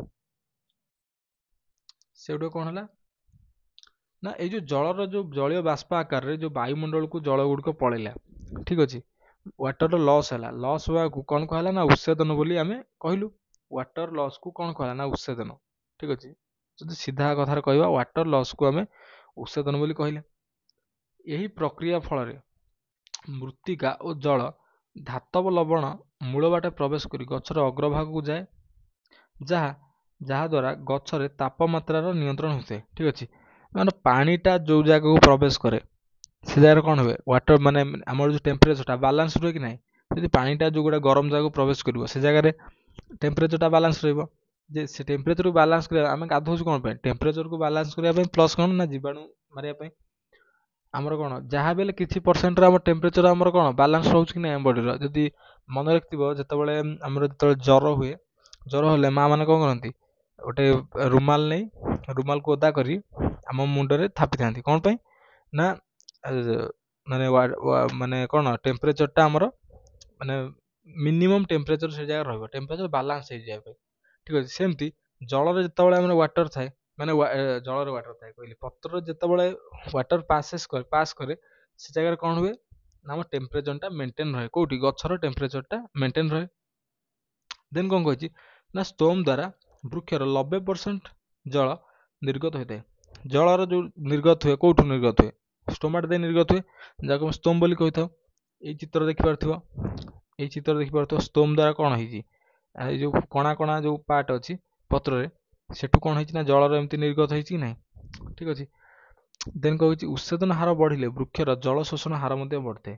ଯେତେ ସ୍ପିଡ଼ରେ ଉତ୍ସେଦନ ହେବ, ମାନେ ଯେତେ ସ୍ପିଡ଼ରେ ଜଳ ଆମର ଲସ୍ ହେବ, କେଉଁଠୁ, ପତ୍ର ଦ୍ୱାରା ଯେତେବେଳେ ଗଛରୁ ଲସ୍ ହେବ ଯେତେ ସ୍ପିଡ଼ରେ, ସେତେ ସ୍ପିଡ଼ରେ ଆମର ଉତ୍ସେଦନ ପ୍ରକ୍ରିୟା ଚାଲିବ। ଠିକ୍ ଅଛି, ଉତ୍ସେଦନ ପ୍ରକ୍ରିୟା ଚାଲିବା ଦ୍ୱାରା ଆମର ଗଛରେ ଟେମ୍ପରେଚର ମେଣ୍ଟେନ୍ ହେବ, ପ୍ଲସ୍ କ'ଣ ହେବ ନା ପତ୍ର ପୃଷ୍ଠରେ ଆମର ଜଳର ପରିମାଣଟା, ଜଳର ପ୍ରେସରଟା ସେମିତି ରହିବ, ଆଉ ମେଣ୍ଟେନ୍ ରହିବ କାହାର, ୱାଟର ଆମାଉଣ୍ଟଟା ମେଣ୍ଟେନ୍ ରହିବ ପତ୍ରରେ। ଠିକ୍ ଅଛି, ସେଇଥିପାଇଁ ଉତ୍ସେଦନ ହାର ବଢ଼ିଲେ ଯେତେ ମାତ୍ରାରେ ବାଷ୍ପ ହେବ ଜଳ, ସେତେ ମାତ୍ରାରେ ଉତ୍ସେଦନ ସେତେ ଜୋରରେ ହେବ, ମାନେ ବା ଜଳ ଶୋଷଣ ସେତେ ଜୋରରେ ଆମ ଯେଉଁ ଗଛରେ ସେତେ ଜୋରରେ ହେବ। ଠିକ୍ ଅଛି, ବର୍ତ୍ତମାନ ଆମେ କ'ଣ ପଢ଼ିବା ନା ମଣିଷର ଶରୀରରେ କେମିତି କ'ଣ ପରିବହନ ସଂସ୍ଥା ସବୁ କାମ କରୁଛନ୍ତି ତା ବିଷୟରେ ପଢ଼ିବା। ଠିକ୍ ଅଛି, ସମସ୍ତେ ଜଳ ଆଉ ଖାଦ୍ୟ ଖାଉଛ କି ନାହିଁ, ସମସ୍ତେ ଜଳ ପିଉଛ, ଖାଦ୍ୟ ଖାଉଛ। ତମେ କ'ଣ ଡାଇରେକ୍ଟ ଜଳ ପିଇ ସାରିଲା ପରେ କି ଖାଦ୍ୟ ଖାଇସାରିଲା ପରେ ସେଇଟା କ'ଣ ଡାଇରେକ୍ଟ ଆମ ଶରୀରକୁ ପଳାଉଛି, ସେଇଟା ଯାଉନି ନା। ସେଇଟା କ'ଣ କରୁଛି ନା କିଛି ଅଙ୍ଗ ପ୍ରତ୍ୟଙ୍ଗ ଦେଇ ଆମେ କ'ଣ କରୁଛି, ପ୍ରଥମେ ଆମେ ପାଟିରେ ମୁଖ ଗହ୍ୱରରେ ଆମେ କ'ଣ କରୁଛେ, ଖାଦ୍ୟ ପ୍ରଥମେ ମୁଖ ଗହ୍ୱର ଦେଇ କେଉଁଠି ଯାଉଛି ନା ଗ୍ରସନୀ ଯାଉଛି, ଗ୍ରସନୀରୁ ଖାଦ୍ୟ ନଳୀ ପାକସ୍ଥଳୀ, ଏମିତି ଯାଇ ଆମର କ'ଣ ମଳଦ୍ୱାର ପଟେ ସେଇଟା ବାହାରକୁ ଆସୁଛି।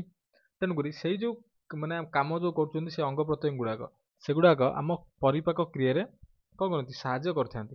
ସେମିତି ଯେଉଁ ଆମେ ଶ୍ୱାସକ୍ରିୟା କରୁଛେ, ଯେଉଁ ଶୋଷଣ ଚାପ୍ଟର ଆମେ ପଢ଼ିଥିଲେ, ମଣିଷର କି ଆନିମଲ୍ର ବିଭିନ୍ନ ପ୍ରକାର ଯେଉଁ ପାର୍ଟ ସବୁ ପଢ଼ିଥିଲେ, ସେଗୁଡ଼ିକ କ'ଣ ଆମକୁ କରନ୍ତି ନା ଶ୍ୱାସକ୍ରିୟାରେ ଆମକୁ ସାହାଯ୍ୟ କରନ୍ତି, ଯେଉଁଥିପାଇଁ ଆମ ଶରୀରରେ ଅଲଗା ଅଲଗା ସବୁ ଅଙ୍ଗ ବା ଅଂଶ ରହିଛି। ସେମିତି ଆମର ଯେଉଁ ଗ୍ରନ୍ଥି ଗୁଡ଼ାକ ରହିଛି ବା ଗ୍ଲାଣ୍ଡ ରହିଛି, ଯେମିତି ଲିଭର ଗୋଟେ ଗ୍ଲାଣ୍ଡ, ଯେମିତି ଯେଉଁ ଗ୍ରନ୍ଥି ଗୁଡ଼ାକ ରହିଛି ସେମାନେ ମଧ୍ୟ ନିଜର ଯେଉଁ ହରମୋନ୍ ଯେଉଁ ସିକ୍ରେଟ୍ କରନ୍ତି ସେ ବା କ୍ଷରଣ କରନ୍ତି, ସେ ହରମୋନ୍କୁ କ୍ଷରଣ କରିବା ପାଇଁ ସେମାନେ ମଧ୍ୟ ବିଭିନ୍ନ ପ୍ରକାରର ପରିବହନ ସଂସ୍ଥାର ବ୍ୟବହାର କରିଥାନ୍ତି। ତାହେଲେ ଆମ ପରିବହନର ମୁଖ୍ୟ ଗୋଟେ ଅଂଶ ହେଉଛି କ'ଣ ନା ରକ୍ତ। ଠିକ୍ ଅଛି, ଆମ ମଣିଷ ଶରୀରରେ ବା ଜୀବଜନ୍ତୁଙ୍କ ଶରୀରରେ ମୁଖ୍ୟ କ'ଣ ନା ରକ୍ତ ରହୁଛି ଆମ ମୁଖ୍ୟ କ'ଣ ପରିବହନର ଗୋଟେ ଅଂଶ, ମୁଖ୍ୟ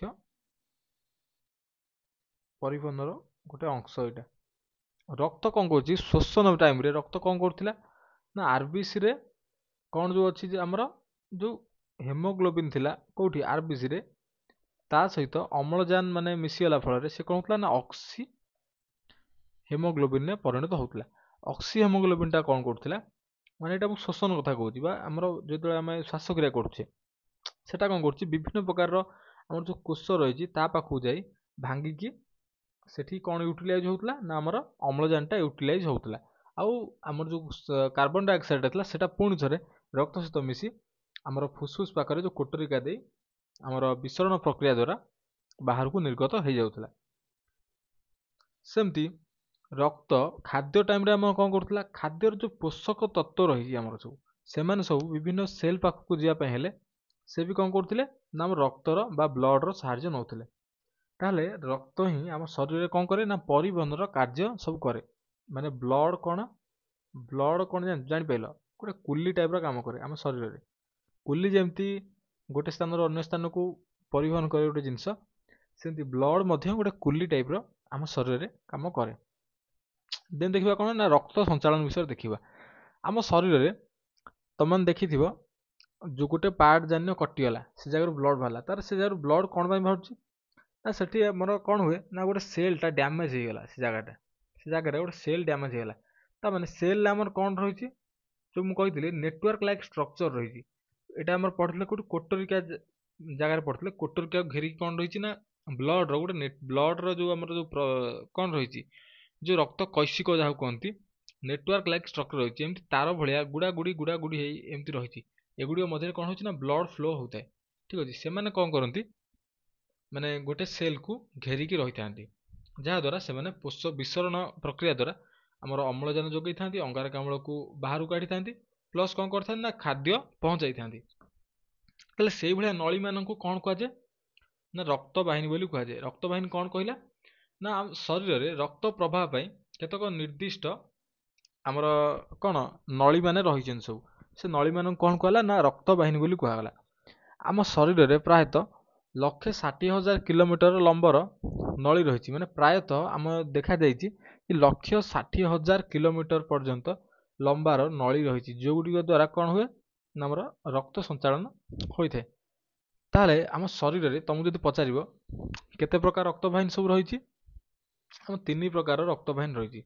ସେଗୁଡ଼ିକ କ'ଣ ନା ଧମନୀ, ଶିରା ଆଉ ରକ୍ତ କୈଶିକ।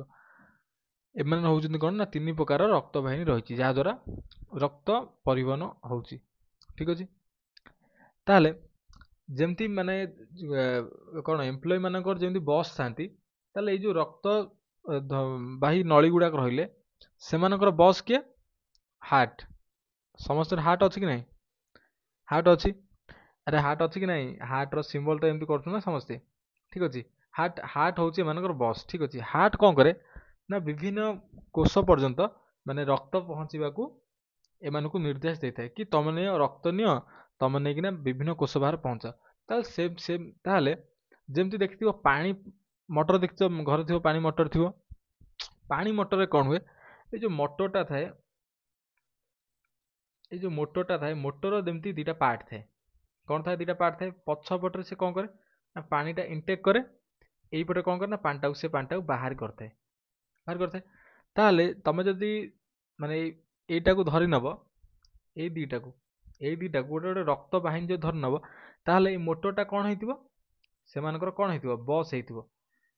ଯେମିତି ଆଉ ମୋଟରଟା ପଛପଟରେ ପାଣି ନେଇ ଆଗ ପଟରେ ପାଣିଟାକୁ ବାହାର କରେ, ସେମିତି ଆମ ହୃତ୍ପିଣ୍ଡ ମଧ୍ୟ କ'ଣ କରେ? ହାର୍ଟର ସିମ୍ବଲଟା କରିଦେଇ ମୁଁ, ଆମ ହୃତ୍ପିଣ୍ଡ ମଧ୍ୟ କ'ଣ କରେ ନା ବ୍ଲଡ଼ଟାକୁ ନେଇ ଆଉ ଗୋଟେ ପଟେ ବ୍ଲଡ଼ଟାକୁ ଆମର ବଡ଼ିର ଯେଉଁ ସେଲ୍ ଗୁଡ଼ିକ ଅଛି ସେ ସେଲ୍କୁ ଯୋଗାଉଛି। ଠିକ୍ ଅଛି, ସେଇଥିପାଇଁ ଇଏ ତାହେଲେ କେଉଁ ଟାଇପ୍ର କାର୍ଯ୍ୟ କରୁଛି ନା ଆମର ମୋଟର ଟାଇପ୍ର ବା ପମ୍ପ ଟାଇପ୍ର କାର୍ଯ୍ୟ କରୁଛି। ସେଇଥିପାଇଁ ଆମ ବଡ଼ିର ପମ୍ପ କାହାକୁ କୁହାଯାଏ ନା ହାର୍ଟକୁ କୁହାଯାଏ। ଠିକ୍ ଅଛି, ହୃତ୍ପିଣ୍ଡ ଏକ ପମ୍ପ ସଦୃଶ କାମ କରେ। ଏଇଠି ଲେଖା ହେଇଛି ହୃତ୍ପିଣ୍ଡ ଏକ ପମ୍ପ ସଦୃଶ କାମ କରେ, ଯାହାଦ୍ୱାରା କ'ଣ ହୁଏ ନା ଧମନୀ ଦ୍ୱାରା ରକ୍ତ ହୃତ୍ପିଣ୍ଡରୁ, କାହା ଦ୍ୱାରା ନା ଧମନୀ ଦ୍ୱାରା। ଧମନୀ କ'ଣ କରେ? ରକ୍ତ ନେଇ କେଉଁଠୁ? ହୃତ୍ପିଣ୍ଡରୁ ନେଇ କେଉଁଠି ପହଞ୍ଚାଏ ନା କୋଷରେ ପହଞ୍ଚାଏ। ତାହେଲେ ମାନେ ତମେ କ'ଣ ଜାଣିଲ ଏଠି? ଧମନୀ ଦ୍ୱାରା କେଉଁଠି ପହଞ୍ଚେ? କୋଷ ପର୍ଯ୍ୟନ୍ତ କ'ଣ ଯାଏ? ବ୍ଲଡ଼ ଯାଏ। ଠିକ୍ ଅଛି, ଦେନ୍ କ'ଣ ହେଲା ନା ସେଇ ରକ୍ତ ଦ୍ୱାରା ଅମ୍ଳଜାନ ଓ ପୋଷକ ତତ୍ତ୍ୱ କୋଷମାନଙ୍କ ପାଖରେ ପହଞ୍ଚିଥାଏ। ଏଇ ଯେଉଁ କୋଷ ପାଖରେ ମୁଁ ଯେମିତି କହିଲି ଆମର ଶୋଷଣ ପ୍ରକ୍ରିୟାରେ କ'ଣ ହେଉଥିଲା? ଅମ୍ଳଜାନ କେଉଁଠି ପହଞ୍ଚୁଥିଲା? ସେଲ୍ ପାଖରେ ପହଞ୍ଚୁଥିଲା। କାହା ଦ୍ୱାରା ନା ବ୍ଲଡ଼ ଦ୍ୱାରା ପହଞ୍ଚୁଥିଲା।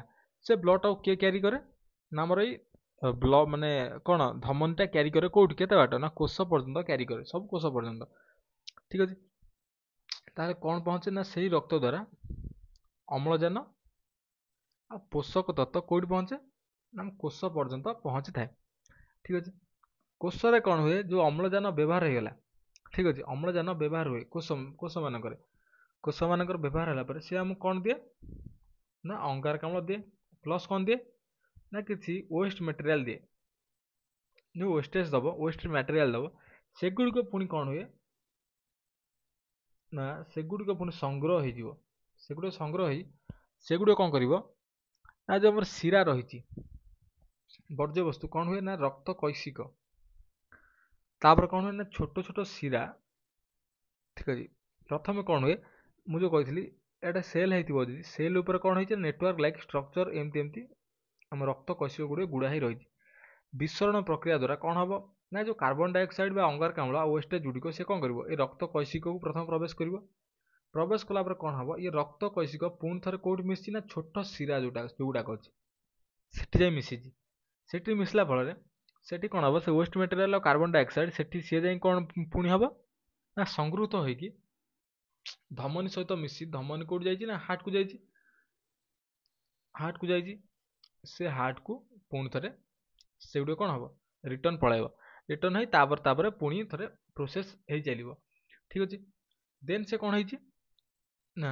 शिरार एक विशेष धरणर कपाटिका रही है जहाँ अंगारकाम्लयुक्त रक्त को पछक फेरवा दिए ना यहाँ आम पर देखा ठीक अच्छे देन कौन कही ना यही प्रकार रक्त संचालन को आबद्ध रक्त संचालन कहुए यही प्रक्रिया को विलियम हार्वे नामक जड़े वैज्ञानिक कौन करते ना आविष्कार करते जो अलरेडी कौन मिली ना नोबेल पुरस्कार अलरेडी मिली चलती मिली ठीक अच्छे माने ये जो आबद्ध रक्त संचालन कौन कौन कहला यहाँ आम पर देखा ठीक अच्छे यही प्रक्रिया रक्त कौन हुए ना हृत्पिंड रु कौन हुए धमनी जरिया कौट पहुँचे ना शरीर विभिन्न अंश को पहुँचे बा सेल को पहुँची था ठीक अच्छे तापर कौन विभिन्न अंश दूषित रक्त शिरा द्वारा संगृहीत हो कौट फेरी आसे ना रिटर्न पलि आसे हृत्पिंड को फेरी आसे ये शिरा रहा शिरा कौट ये निए ना रक्त कौट फेर दिए ना हृत्पिंड को पुणी थे रिटर्न करता है देन देखा हृत्पिंड विषय देखा हृत्पिंडर स्ट्रक्चर केमतिका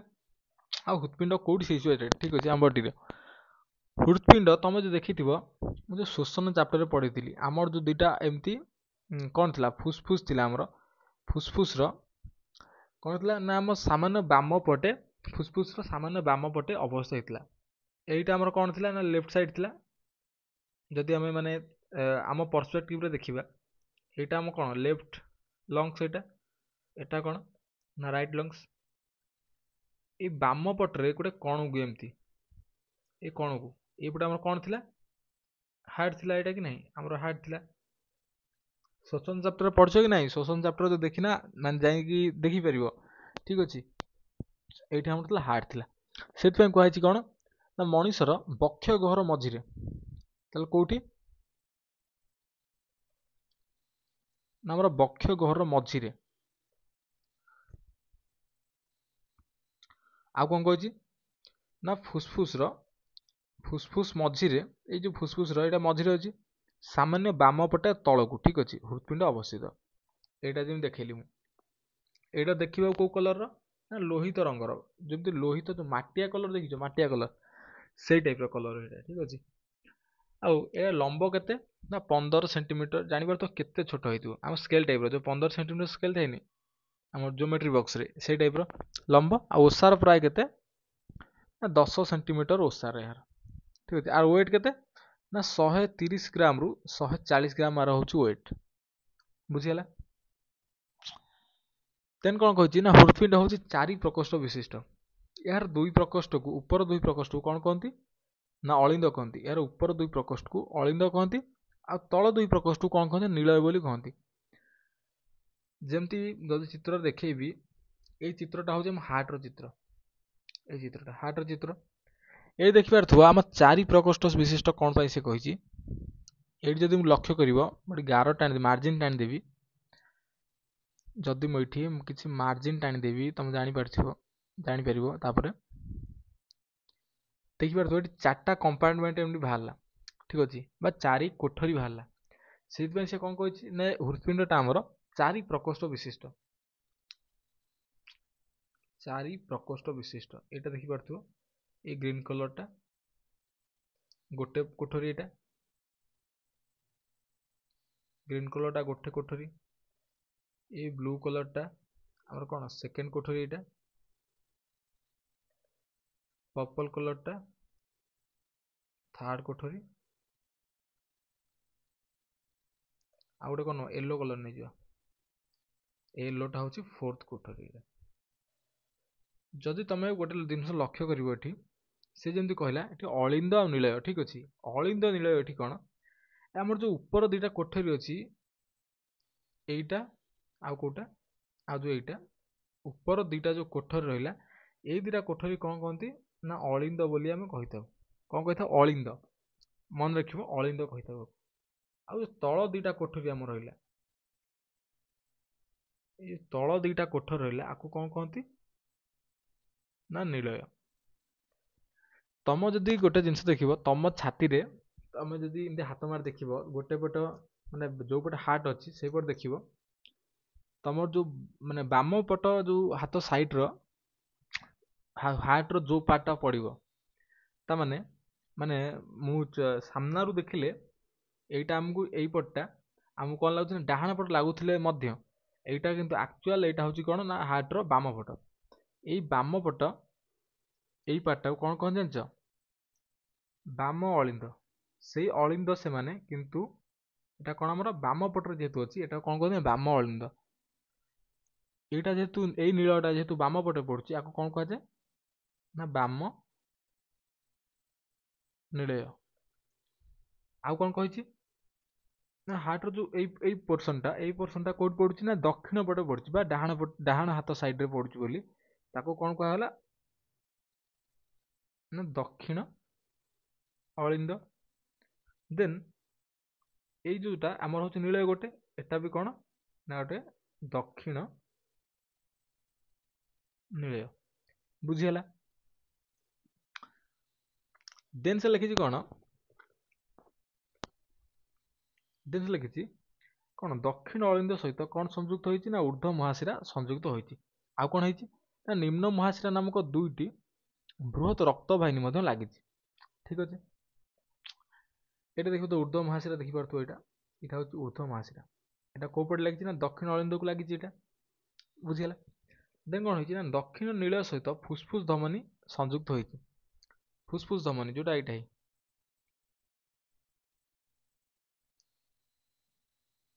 ଏଇଟା ଏଇଟା କୋଉଠି ସଂଯୁକ୍ତ ହେଇଛି ନା ଦକ୍ଷିଣ ନୀଳୟରେ ଆମର ସଂଯୁକ୍ତ ହେଇଛି।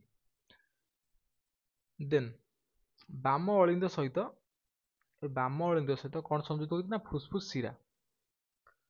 ଦେନ୍ କଣ ନା ବାମ ନୀଳୟ ସହିତ ମହାଧମନୀ ଆମର କଣ ହେଇଛି ନା ସଂଯୁକ୍ତ ହେଇଛି। ଏଇଟା ହଉଛି ମହାଧମନୀ। ଏଇଟା ମହାଧମନୀ ସଂଯୁକ୍ତ ହୋଇଛି। ଦେନ୍ ଦେଖିବା କଣ ନା ହୃତ୍ପିଣ୍ଡର ଅଳିନ୍ଦ ଓ ନୀଳ ଦ୍ୱାରରେ ଏବଂ ପ୍ରକୋଷ୍ଠ ଓ ରକ୍ତ ବାହିନୀ ମଧ୍ୟସ୍ଥିତ ଦ୍ୱାରରେ ଦୁଇଟି ବା ତିନୋଟି ପତଳା ପରଦା ବା କବାଟ ପରି କପାଟିକା ଲାଗିଥାଏ। ଏହାର ପ୍ରତ୍ୟେକ ପରଦାକୁ କଣ କହନ୍ତି ନା ପାଖୁଡା ବୋଲି ଆମେ କହିଥାଉ। ତାହେଲେ ଗୋଟେ ନୂଆ ଟର୍ମ ହେଲା ପାଖୁଡା। ଠିକ ଅଛି ବା କପାଟିକା ଗୋଟେ ନୂଆ ଟର୍ମ ହେଲା। କପାଟିକା ଆମେ ଦେଖିଥିଲେ କୋଉଥିରେ ଦେଖିଥିଲେ ଆମର ଶୋଷଣ ଚାପ୍ଟର ଦେଖିଥିଲେ କପାଟିକା ବା ପୋଷଣ ଚାପ୍ଟର ମଧ୍ୟ ଆମେ କପାଟିକା ଦେଖିଥିଲେ। ଯୋଉଟା କଣ କରୁଥିଲା ଶ୍ୱାସକ୍ରିୟା ସମୟରେ ଶ୍ୱାସ ନଳୀକି ଆମର ବନ୍ଦ କରି ରଖୁଥିଲା ବା ମାନେ ନାଇଁ ଖାଦ୍ୟ ଗ୍ରହଣ ସମୟରେ ଏଟା ଶ୍ୱାସ ନଳୀକୁ ବନ୍ଦ କରି ରଖୁଥିଲା।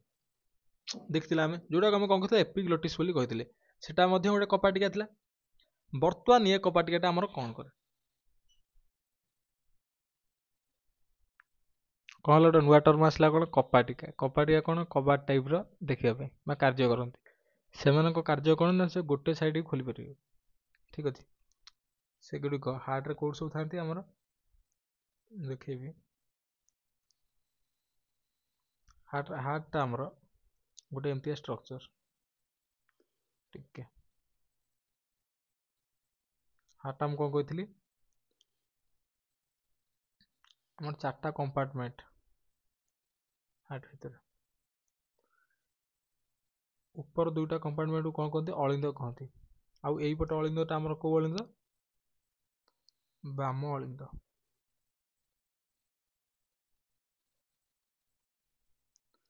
ଏଇ ତଳ ଦିଟା କମ୍ପାର୍ଟମେଣ୍ଟକୁ କଣ କହନ୍ତି ନିଳୟ କହନ୍ତି। ଆଉ ଏଇପଟଟା ଆମର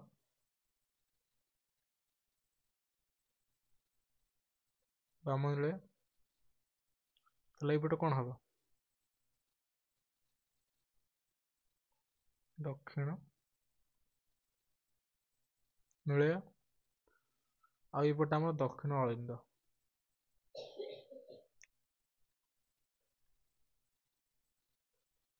ଠିକ ଅଛି। ତାହେଲେ ଏ କପାଟିକା ସବୁ କୋଉଠି ଥାନ୍ତି ନା ଆମର ଅଳିନ୍ଦ ନିଳୟ ଦ୍ୱାରରେ ଥାନ୍ତି। ଏଇ ଯୋଉ ଅଳିନ୍ଦ ନିଳୟ ଯୋଉ ରହିଲା ଏଇଠି କ'ଣ ଥାନ୍ତି ନା କପା ଟିକା ରହିଥାଏ ବା ଗୋଟେ ପାଖୁଡ଼ା ଏଠି ରହିଥାଏ ଏଇ ଜାଗାରେ କ'ଣ ଥାଏ ଏମିତି ଗୋଟେ ପାଖୁଡ଼ା ଏମିତି ରହିଥାଏ ଏମିତି ରହିଥାନ୍ତି। ତାପରେ ସେ କ'ଣ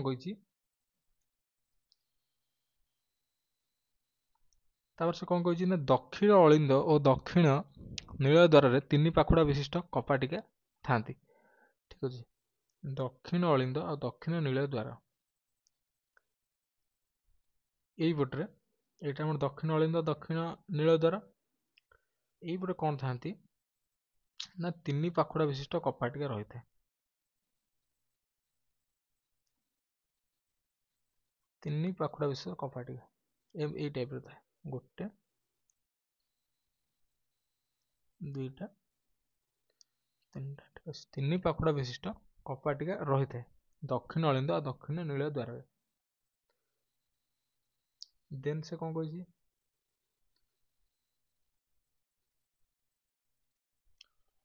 ଦେନ୍ ଆମର ଯୋଉ ବାମ ଅଳିନ୍ଦ ଆଉ କ'ଣ ହେଲା ବାମ ନୀଳ ଭିତରେ 2 ପାଖୁଡ଼ା ବିଶିଷ୍ଟ କପା ଟିକା ଥାଏ।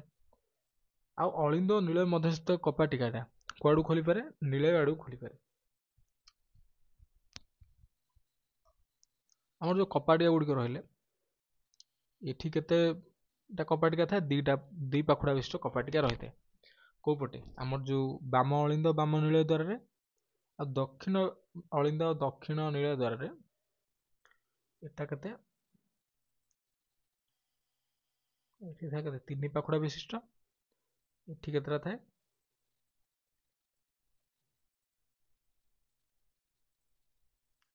2 ପାଖୁଡ଼ା ବିଶିଷ୍ଟ।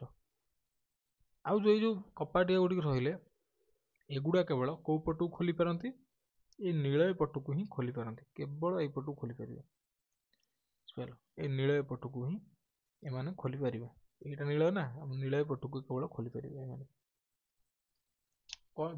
କ'ଣ ପାଇଁ ନା ଯୋଉଥିପାଇଁ ଆମର କ'ଣ ହବ ନା ଆମର ଯୋଉ ଅଙ୍ଗାରକାମ୍ଳ ଆଉ ଅମ୍ଳଜାନ ଯୋଉ ରକ୍ତ ରହିଲା ତାର ମିଶ୍ରଣ ନ ହେବା ପାଇଁ ଏଗୁଡ଼ିକ କେବଳ ଗୋଟାଏ ପଟକୁ ଏମାନେ ଖୋଲି ପାରିଥାନ୍ତି।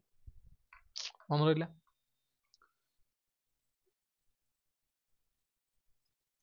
ଦେନ୍ କ'ଣ ଗୋଟେ ଷ୍ଟେପ୍ ଅଛି, କ'ଣ ଲେଖିଛି ରକ୍ତ ବାହିନୀ ମଧ୍ୟସ୍ଥିତ କପା ଟିକାଟା କୁଆଡ଼ୁ ଖୋଲିପାରେ ନା ରକ୍ତ ବାହିନୀ ଆଡ଼କୁ ଖୋଲିପାରେ। ଠିକ ଅଛି, ଏ ଯୋଉ ଆମ ରକ୍ତ ବାହିନୀ ଗୁଡ଼ିକ ରହିଛି,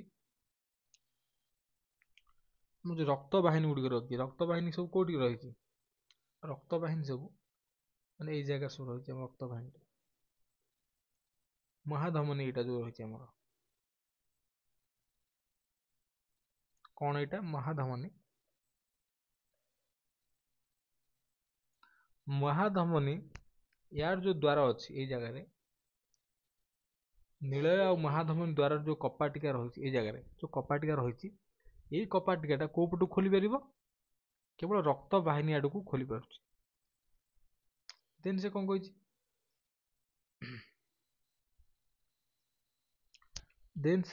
କି ତେଣୁ ରକ୍ତ କେବଳ ଗୋଟେ ଦିଗରେ ପ୍ରବାହିତ ହୋଇଥାଏ, ଆଉ କପା ଟିକା ବନ୍ଦ ହେଲେ ରକ୍ତ ସେଇ ବାଟେ ପଛକୁ ଫେରି ପାରେ ନାହିଁ। ଯଦି ୟା ଭିତରେ ଗୋଟେ ଫ୍ଲୁଇଡ୍ ଯଦି ଆମେ ମାନେ ପ୍ରବେଶ କରାଇବା ଭିତରେ, ଯଦି ଗୋଟେ ଫ୍ଲୁଇଡ୍ ପ୍ରବେଶ କରିବା ତାହେଲେ ଫ୍ଲୁଇଡ୍ର ମାନେ ଆମର କ'ଣ ଗତିଟା କୁଆଡ଼କୁ ହବ, ଏଇଟା ଜାଣିନ କବାଟ, ଏଇଟା କବାଟ ଖୋଲିଲେ ମାନେ ଗତିଟା ଏଇପଟକୁ ହବ କି ନାହିଁ, ଫ୍ଲୁଇଡ୍ର ଯୋଉ ମୁଭମେଣ୍ଟଟା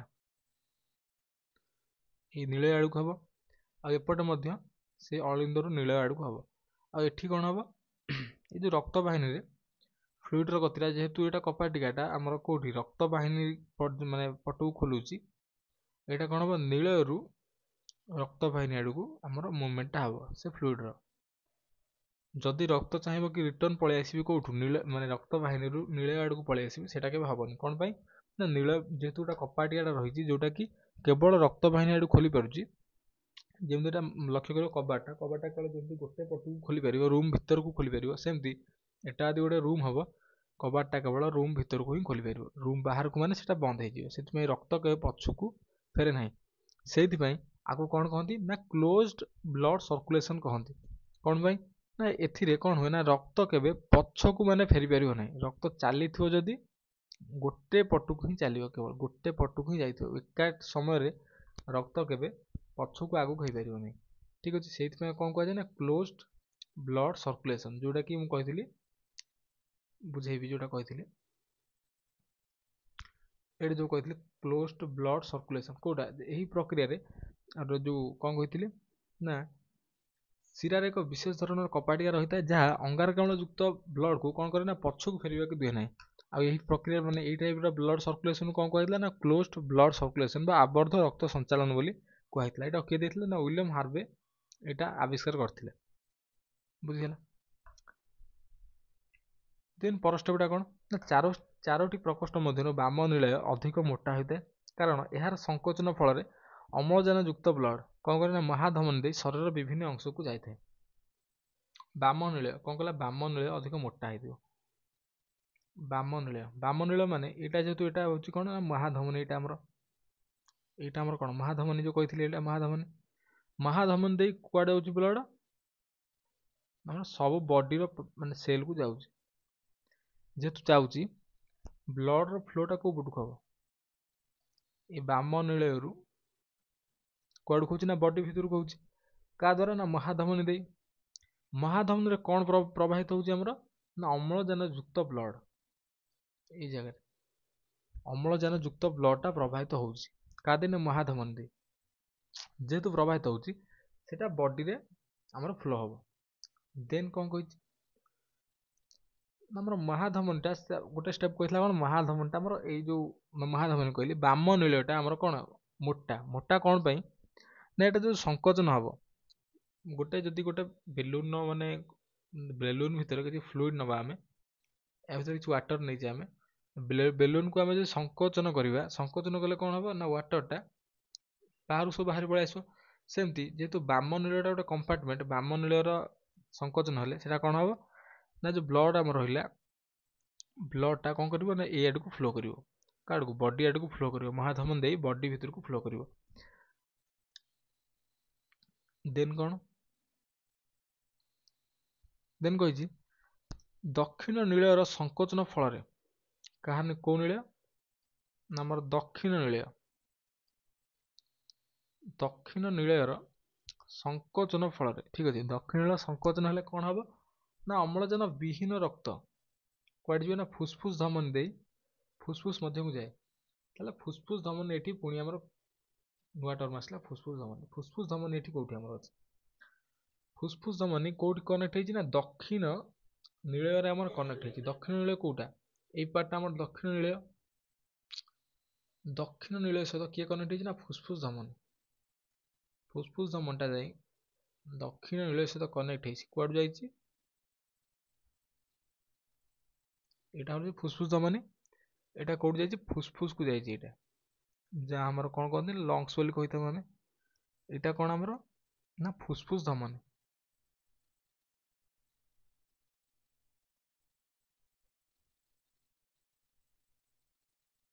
फुसफुस धमनीटा कौन करे ये जगह कौन हुए जो अंगारकाम्ल युक्त ब्लड रहा जो ब्लड जो अंगारकाम्ल युक्त ब्लड आम रहा से अंगारकाम्ल युक्त ब्लड कौन करे जो बॉडी पार्ट रे अम्लजान यूज होगा अम्लजान यूज होला कौन रिलीज हम आमर अंगारकाम्ल रिलीज हेले सेटा कौन कर आम जो शिरा देकी कौटी जाए पहुँचब ना आम दक्षिण अलिंदरे पहुँचला ये जगह दक्षिण अलिंद यहाँ क्या द्वारा गला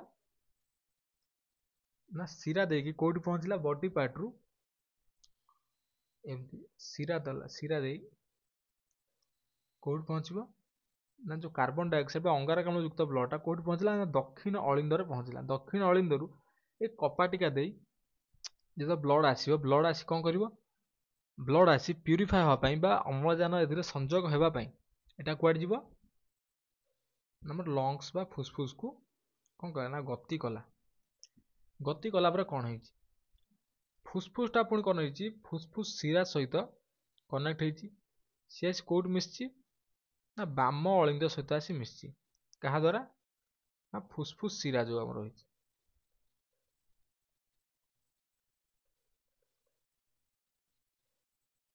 फुसफुस शिरा द्वारा कौन हुए ନା ଯୋଉ ଅମ୍ଳଜାନ ଯୁକ୍ତ ବ୍ଲଡ ଏ ଜାଗାରେ ଅମ୍ଳଜାନ ଯୁକ୍ତ ବ୍ଲଡଟା ଫୁସଫୁସ ଶିରା ଦେଇ କୋଉଠି ପହଞ୍ଚିବ? ଆସି ବାମ ଅଳିନ୍ଦରେ ପହଞ୍ଚିବ। ବାମ ଅଳିନ୍ଦରେ ପହଞ୍ଚିଲା ପରେ କଣ ହୁଏ? ଏଇ କପାଟିକା ଦେଇ ବାମ ନୀଳରେ ପହଞ୍ଚେ। ସେଇ ବାମ ନୀଳ ପୁଣି କନେକ୍ଟ ହେଇଛି କୋଉଠି? ନା ବଡି ମାନେ ଆମର ସେଲ୍ ବାମ ନୀଳଟା କଣ କରିଛି? ମହାଧମନୀ ଦ୍ୱାରା କନେକ୍ଟ ହେଇଛି। ସେ ମହାଧମନୀ କଣ କରେ? ନା ବାମ ନୀଳର ସଂକୋଚନ ଫଳରେ ବଡି ପାର୍ଟସକୁ ବ୍ଲଡ ସର୍କୁଲେଟ କରେ। ବୁଝିଗଲା କେମିତି ହାର୍ଟ ଫଙ୍କସନ କରେ? ହାର୍ଟ ଫଙ୍କସନ କରେ କେମିତି ବୁଝିପାରୁଥିବ? ନ ବୁଝିପାରୁଥିବ ଏଇ ଚିତ୍ରକୁ ଲକ୍ଷ୍ୟ କରିବ, ଆଉ ତୀର ଚିହ୍ନକୁ ଲକ୍ଷ୍ୟ କଲେ ତମେ କଣ ଠିକସେ ବୁଝିପାରିବ। ଏଇ ଜାଗାରେ କଣ ହୁଏ? ନା ଯୋଉ ମହାଧମନୀ ଦେଇ ବାମ ନୀଳରୁ ବ୍ଲଡ ଆସେ କୋଉଠି? ବଡି ପାର୍ଟକୁ ସବୁ ଆସେ। ଯୋଉ ସେଲ୍ ୟୁଜ ହେଲା ପରେ ସେଠି ଯୋଉ କାର୍ବନ ଡାଇଅକ୍ସାଇଡ ନିର୍ଗତ ହୁଏ, କାର୍ବନ ଡାଇଅକ୍ସାଇଡ ନିର୍ଗତ ହୁଏ, ସେ ନିର୍ଗତ କାର୍ବନ ଡାଇଅକ୍ସାଇଡ ସେ କଣ କରେ? ନା ଶିରା ଦେଇକି କଣ କରେ? ନା ଆମର ଦକ୍ଷିଣ ଅଳିନ୍ଦକୁ ପହଞ୍ଚେ। ଦକ୍ଷିଣ ଅଳିନ୍ଦରେ ଯୋଉ କପାଟିକା ରହିଛି ଅଳିନ୍ଦ ନୀଳ ଦ୍ୱାରରେ, ସେ କପାଟିକା ଦେଇ କାର୍ବନ ଡାଇଅକ୍ସାଇଡ ଯୁକ୍ତ ବ୍ଲଡ ସେ କଣ କରେ? ଲଙ୍ଗସକୁ ଯାଏ। ଲଙ୍ଗସରୁ ଫୁସଫୁସ ଶିରା ଦେଇ ପୁଣି କୋଉଠି ରିଟର୍ନ ଆସେ? ବାମ ଅଳିନ୍ଦକୁ ରିଟର୍ନ ଆସେ। ବାମ ଅଳିନ୍ଦରୁ କପାଟିକା ଡେଇଁ ପୁଣି ଥରେ ଅମ୍ଳଜାନ ଯୁକ୍ତ ବ୍ଲଡ ବଡିକି ଆସେ। ଏଇଠି ଯଦି ଗୋଟେ ପାଟର୍ନ ଲକ୍ଷ୍ୟ କରିବ, ଏ ଜାଗାରେ କଣ ହଉଛି? ଯୋଉ ଆମର ଦକ୍ଷିଣ ଅଳିନ୍ଦ ଆଉ ନୀଳ ଅଛି, ଏଇପଟଟା ଦକ୍ଷିଣ ଅଳିନ୍ଦ ଆଉ ନୀଳରେ ଲକ୍ଷ୍ୟ କରିବ, ଏପଟରେ କେବଳ କାର୍ବନ ଡାଇଅକ୍ସାଇଡ ଯୁକ୍ତ କଣ ବ୍ଲଡଟା ଆମର ଏପଟରେ ସର୍କୁଲେଟ ହଉଛି। ଆଉ ଯଦି ବାମ ଅଳିନ୍ଦ ବାମ ନୀଳକୁ ଲକ୍ଷ୍ୟ କରିବ, ଏପଟେ କେବଳ ଅମ୍ଳଜାନ ଯୁକ୍ତ ବ୍ଲଡ ହିଁ ସର୍କୁଲେଟ ହଉଛି। ଠିକ ଅଛି। ଏଟା ଯଦି ଗୋଟେ ସର୍ଟ କ୍ୱେଶ୍ଚିନ୍ ଆସିବ କି ବାମ ଅଳିନ୍ଦ ବାମ ନୀଳରେ କୋଉ ପ୍ରକାର ବ୍ଲଡ ସର୍କୁଲେଟ ହୁଏ, ତମେ କଣ ଲେଖିବ? ନା ଅମ୍ଳଜାନ ଯୁକ୍ତ ବ୍ଲଡ ସର୍କୁଲେଟ ହୁଏ। ଯଦି କିଏ ବାମ କଥା ପଚାରିବ କଣ କହିବ? ଅମ୍ଳଜାନ ଯୁକ୍ତ ରକ୍ତ। ଆଉ ଯିଏ ଦକ୍ଷିଣ କଥା ପଚାରିବ, ଦକ୍ଷିଣ କଥା ପଚାରିଲେ କଣ କହିବ? ଅଙ୍ଗାରକାମ୍ଳ ଯୁକ୍ତ ବ୍ଲଡ ସର୍କୁଲେଟ ହୁଏ। ଠିକ ଅଛି। ଏଟାକୁ ଟିକେ ମନେ ରଖିବ, ସର୍ଟ କ୍ୱେଶ୍ଚିନ୍ ଆସିପାରେ। ଠିକ ଅଛି। ହୋପ୍ ଆପଣମାନେ ବୁଝିପାରୁଥିବେ କେମିତି କଣ ଆମ ହାର୍ଟଟା ଫଙ୍କସନ କରେ। ଦେନ୍ ଦେଖିବା କଣ? ଦେନ୍ ଦେଖିବା ଏଇଟା ଏଇ ଜାଗାଟା ସେଇ ଷ୍ଟେପ୍ ଲେଖା ହେଇଛି। କଣ ହେଇଛି? ନା ଦକ୍ଷିଣ ପଟ ଅଳିନ୍ଦ ଆଉ ନୀଳ ଦେଇ ଦକ୍ଷିଣ ପଟ ଅଳିନ୍ଦ ଆଉ ନୀଳ ଦେଇ କଣ ହଉଛି? ମାନେ ଆମର ବ୍ଲଡ ସର୍କୁଲେଟ ହୁଏ ନା ଅମ୍ଳଜାନ ବିହୀନ ରକ୍ତ ସଞ୍ଚାଳିତ ହୋଇଥାଏ। ଠିକ ଅଛି। ଏଇ ଯୋଉ ଦକ୍ଷିଣ ପଟ ଅଳିନ୍ଦ ରହିଲା, ଏଇପଟ ଦକ୍ଷିଣ ପଟ ଅଳିନ୍ଦ ଆଉ ନୀଳରେ ଏଇପଟେ କଣ ଥାଏ? ନା ମାନେ କାର୍ବନ ଡାଇଅକ୍ସାଇଡ ଯୁକ୍ତ ବ୍ଲଡ ଯେହେତୁ ସର୍କୁଲେଟ ହେଇଯାଏ, ଯୋଉଥିରେ କଣ ନଥାଏ? ଆମର ଅମ୍ଳଜାନ ନଥାଏ ବା ଅମ୍ଳଜାନ ବିହୀନ ରକ୍ତ ହୋଇଥାଏ। ଦେନ୍ ଗୋଟେ ଟର୍ମ ଅଛି ଆମର ଦ୍ୱୈତ ରକ୍ତ ସଞ୍ଚାଳନ। ତା ମାନେ କଣ? ତା ମାନେ କଣ? ସେମ୍ ଚିତ୍ରକୁ ଯିବା। ଏ ଜାଗାରେ ଗୋଟେ ଲକ୍ଷ୍ୟ କରିଥିବ, ଗୋଟେ ପାଟର୍ନ ଫଲୋ କରୁଛି। ଆମର କଣ? ଗୋଟେ ହାର୍ଟଟା ମାନେ ବଡି ପାର୍ଟକୁ ପହଞ୍ଚିଲା ପର୍ଯ୍ୟନ୍ତ ରକ୍ତ ଗୋଟେ ପାଟର୍ନ ଫଲୋ କରୁଛି। ପାଟର୍ନ କଣ?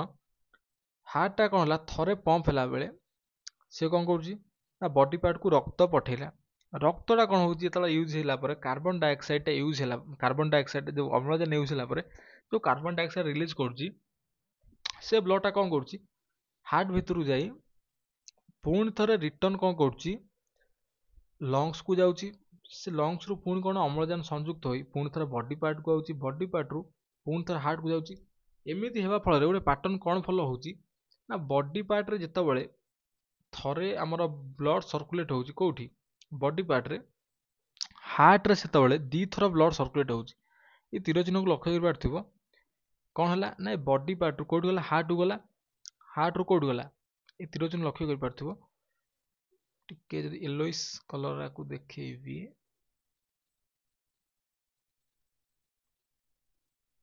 ନାଇଁ ପର୍ପଲ କଲର ଦେଖଉଛି। ଏଇ ଲକ୍ଷ୍ୟ କରିପାରୁଥିବ ଆମର କଣ ହେଇଛି? ବଡି ପାର୍ଟରୁ କୋଉଠି ଗଲା? ନା ହାର୍ଟକୁ ଗଲା। ନାଇଁ ଗଡ଼ବଡ଼ ହେଇଯିବ। ଠିକ ଅଛି, ଛାଡ଼। ଏ ବଡି ପାର୍ଟରୁ କଣ ହେଲା? ନା ବଡି ପାର୍ଟରୁ ଗଲା କୋଉଠି? ହାର୍ଟକୁ ଯାଇଛି। ଏଇ କ୍ରସରକୁ ଲକ୍ଷ୍ୟ କରିବ। ହାର୍ଟକୁ ଗଲା। ହାର୍ଟରୁ କଣ ହେଲା? ପୁଣି ଲଙ୍ଗସକୁ ଗଲା। ଲଙ୍ଗସରୁ କଣ ହେଲା? ପୁଣି ଥରେ ହାର୍ଟକୁ ଆସିଲା। ହାର୍ଟରୁ କଣ ଆସିଲା? ବଡି ପାର୍ଟକୁ ଆସିଲା। ତା ମାନେ ଯୋଉ ଥରେ ଯେତେବେଳେ ପମ୍ପିଂ ହଉଛି, ସେତେବେଳେ କଣ ହଉଛି? ଆମର ଅମ୍ଳଜାନ ଯୁକ୍ତ ବ୍ଲଡ ଯେତେବେଳେ ମାନେ ଅମ୍ଳଜାନ ହଉ କି ଅଙ୍ଗାରକାମ୍ଳ ଯୁକ୍ତ ବ୍ଲଡ ହଉ, ଯେତେବେଳେ ବଡି ପାର୍ଟରେ ସର୍କୁଲେଟ ହଉଛି, ସେତେବେଳେ ହାର୍ଟ ଭିତରେ ଦିଥର ସେଟା ସର୍କୁଲେଟ ହଉଛି। ठीक अच्छे से जो दी थर सर्कुलेट होउछि हार्ट भितर से आपको कौन कहला आमर द्वैत रक्त संचालन कहुए जोटा केवल कौट थर देखा जाए मामाल्स को क्षेत्र में देखा जाए मामाल्स बा स्तन्यपायी प्राणी मामाल्स को क्षेत्र में कौन देखा जाए द्वैत रक्त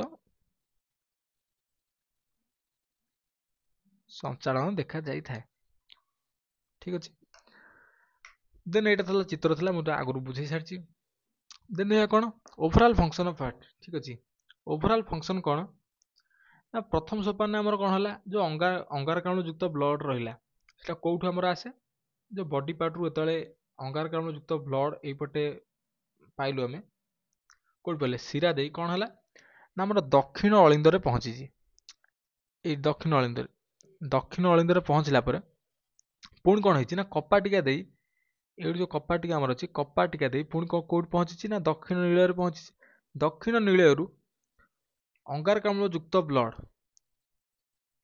फुसफुस धमनी दे कौट जाइए ना फुसफुस पाखे पहुँची फुसफुस रु कौन है फुसफुस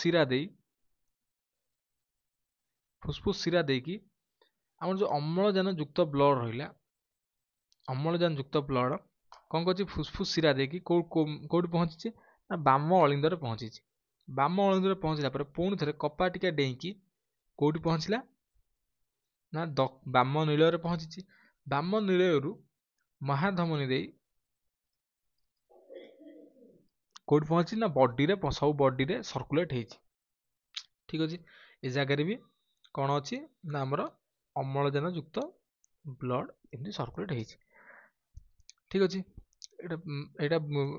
ये पज कर देखी नब देन देखिए कौन माछरे माने रक्त संचालन केमती हुए मनीषर तो हार्ट करे ताले माछरे केमती कौन हुए माछर भी ता हार्ट द्वारा रक्त संचालन हुए किंतु गोटे कौन रही है ना आमर मनीषर जो मनीषर लंग्स थिला बेले माछर लंग्स न थाए माछर लंग्स भाया किए काम करे जो गाली रही है जो गाली रही है सेटा कौ भाया काम करे लंग्स भाया काम करते जेहेतु काम करे से गाली रे पुणी कौन हुए से जगह कौन हुए माछर जो हृत्पिंड थाए ठीक अच्छे माछर हृत्पिंडटा ये देखिए तो लिखाई कौन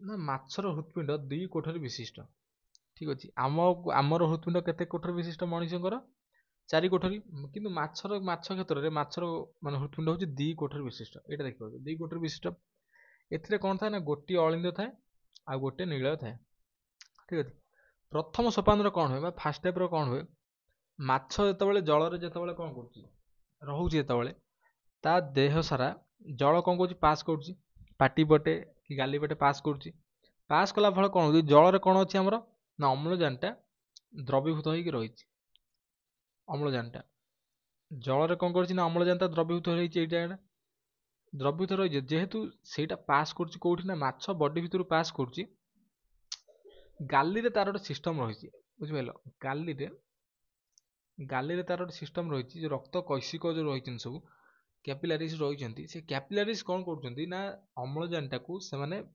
छाणी नौ छाणी ना फल जो विसरण प्रक्रिय छाणी ना फल सी अम्लजान कौन हो अम्लजान कौन हो देखिपे अम्लजान गाली रक्त कैशिक मध्यम संगृहीत हो जो शिरा रही है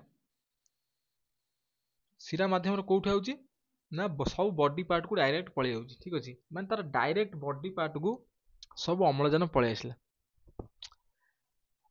बॉडी पार्ट रे कौन अच्छी ना रक्त कैशिक सब रही रक्त कैशिक मुझे कौन कहती नेटवर्क लाइक एमती स्ट्रक्चर सब नेटवर्क रही नेटवर्क रही से जगह कौन हुए गैस विनिमय घटिया फल कौन हुए अम्लजानटा यूज है अम्लजान यूज है पुणी कौन है ना अंगारकाम्ल रिलीज है से अंगारकाम्ल कौन करे ना आमर शिरा देकी कौन कला शिरा देकी ता जो हार्ट रो कौट पहुँचला नीलय पहुँचला नीलय पहुँचला फल से नीलय बाट दे से कौट पहुँचला ना अलिंदरे पहुँचला अलिंदरे पहुँचला अलिंदरे पहुँची पुणी कौन है जो आमर तार जो अच्छी जो धमनी रही तार जो धमनी अछि गिल्स ପାଇଁ जो धमनी रही से धमनी देई से पुणी कौन होची ना गिल्स पाखु जाउची कोउटा ब्लड टा जो गिल्स पाखु जाउची एई ब्लड रे कौन अछि ना कार्बन डाइऑक्साइड अछि जेतବେଳେ गिल्स पाखु जिवो ब्लड टा और कार्बन डाइऑक्साइड पहुंचो से जगह कौन प्रोसेस हुए से विसरण प्रक्रिया रे सेठी कौन थाए ना गिल्स पाखर कौन थाए हमर अम्लजान थाए कौन पाई ना जल सेठी थाए से ब्लड टा सेठी कौन करे ना अम्लजान सहित सांग हो जाए आ कौन करे ना अंगारकाम्ल को से गिल्स पटे तार रिलीज कर दिए ठीक अछि सेटा कौन लिखा है ना परे अम्लजान गाले थिबा रक्त कोशिका माध्यम रे संगृहीत होई कौन करे ना शिरा माध्यम रे अंग प्रत्यंग करथिबा रक्त कोशिका को जाय थाए देन कोन तृतीय सोपान रे कोन है ना अंग प्रत्यंग मानकरू अंगारकाम्ल युक्त ब्लड टा कलेक्ट करी कौन करछि ना जो शिरा माध्यम रे से कौन करछि ना हृदपिंड को जाइछि हृदपिंड गला पर पुनर्बार कोड पहुंची ना गाली रे थिबा रक्त कोशिका रे पुनर्बार सेही अंगारकाम्ल युक्त ब्लड टा पहुंचे से जगह जो विसरण प्रक्रिया हुए विसरण प्रक्रिया द्वारा ब्लड टा कौन करे ना अम्लजान आहरण करे आ कौन हुए ना से विसरण प्रक्रिया द्वारा अंगारकाम्लटा रिलीज हो जाए कोड वाटर को रिलीज हो जाए ठीक अछि यही प्रणाली कौन हुए ना हृदपिंड दे जो माछर हृदपिंड रहिला हृदपिंड देखिबो थरे देखिबो ब्लड पास करछि देखि परथुबो डायरेक्ट गिल्स रु कोठ आसला ना बॉडी पार्ट को आसला बॉडी पार्ट रु देखि परथुबो ब्लड टा कोठ जाउछि मात्र थरे एठी पास करछि कि नाही माने ता जदि मु तीर चिन्ह देखैबी लाइन टा देखि गोटे लाइन ड्र करी देखि परथुबो माछर एमती थरे मात्र कोठ पास होउछि हृदपिंड रे मात्र एमती थरे ही पास होउछि ठीक अछि थरे पास होथिया फल रे हृदपिंड मध्य रे ताको कौन कहा जाए प्रकार संचालन को ना एकक रक्त संचालन बोली कहा जाए ठीक अछि एकक रक्त संचालन बोली कहा जाए जदि मु बड़ा आकार रे माछर हार्ट को ड्र करी माछर हार्ट रहउछि दीटा कंपार्टमेंट माछर हार्ट रे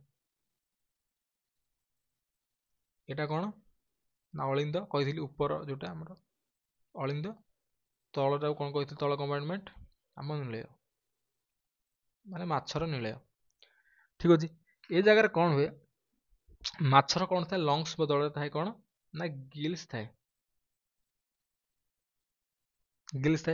गिल्स कौन करे तार जो महाधमनी रही तार महाधमनी कहली तार जो माने कौन जो शिरा रही सी शिरा देकी कौन करे टिके से शिरा देकी कौन करे माछर जो बॉडी पार्ट सब रही सब बॉडी पार्ट ऊपर जो रक्त कोशिका बा नेटवर्क लाइक स्ट्रक्चर एमती रही ता मध्यम कौन करे ना अम्लजान युक्त ब्लड टा पहुंचेला एठी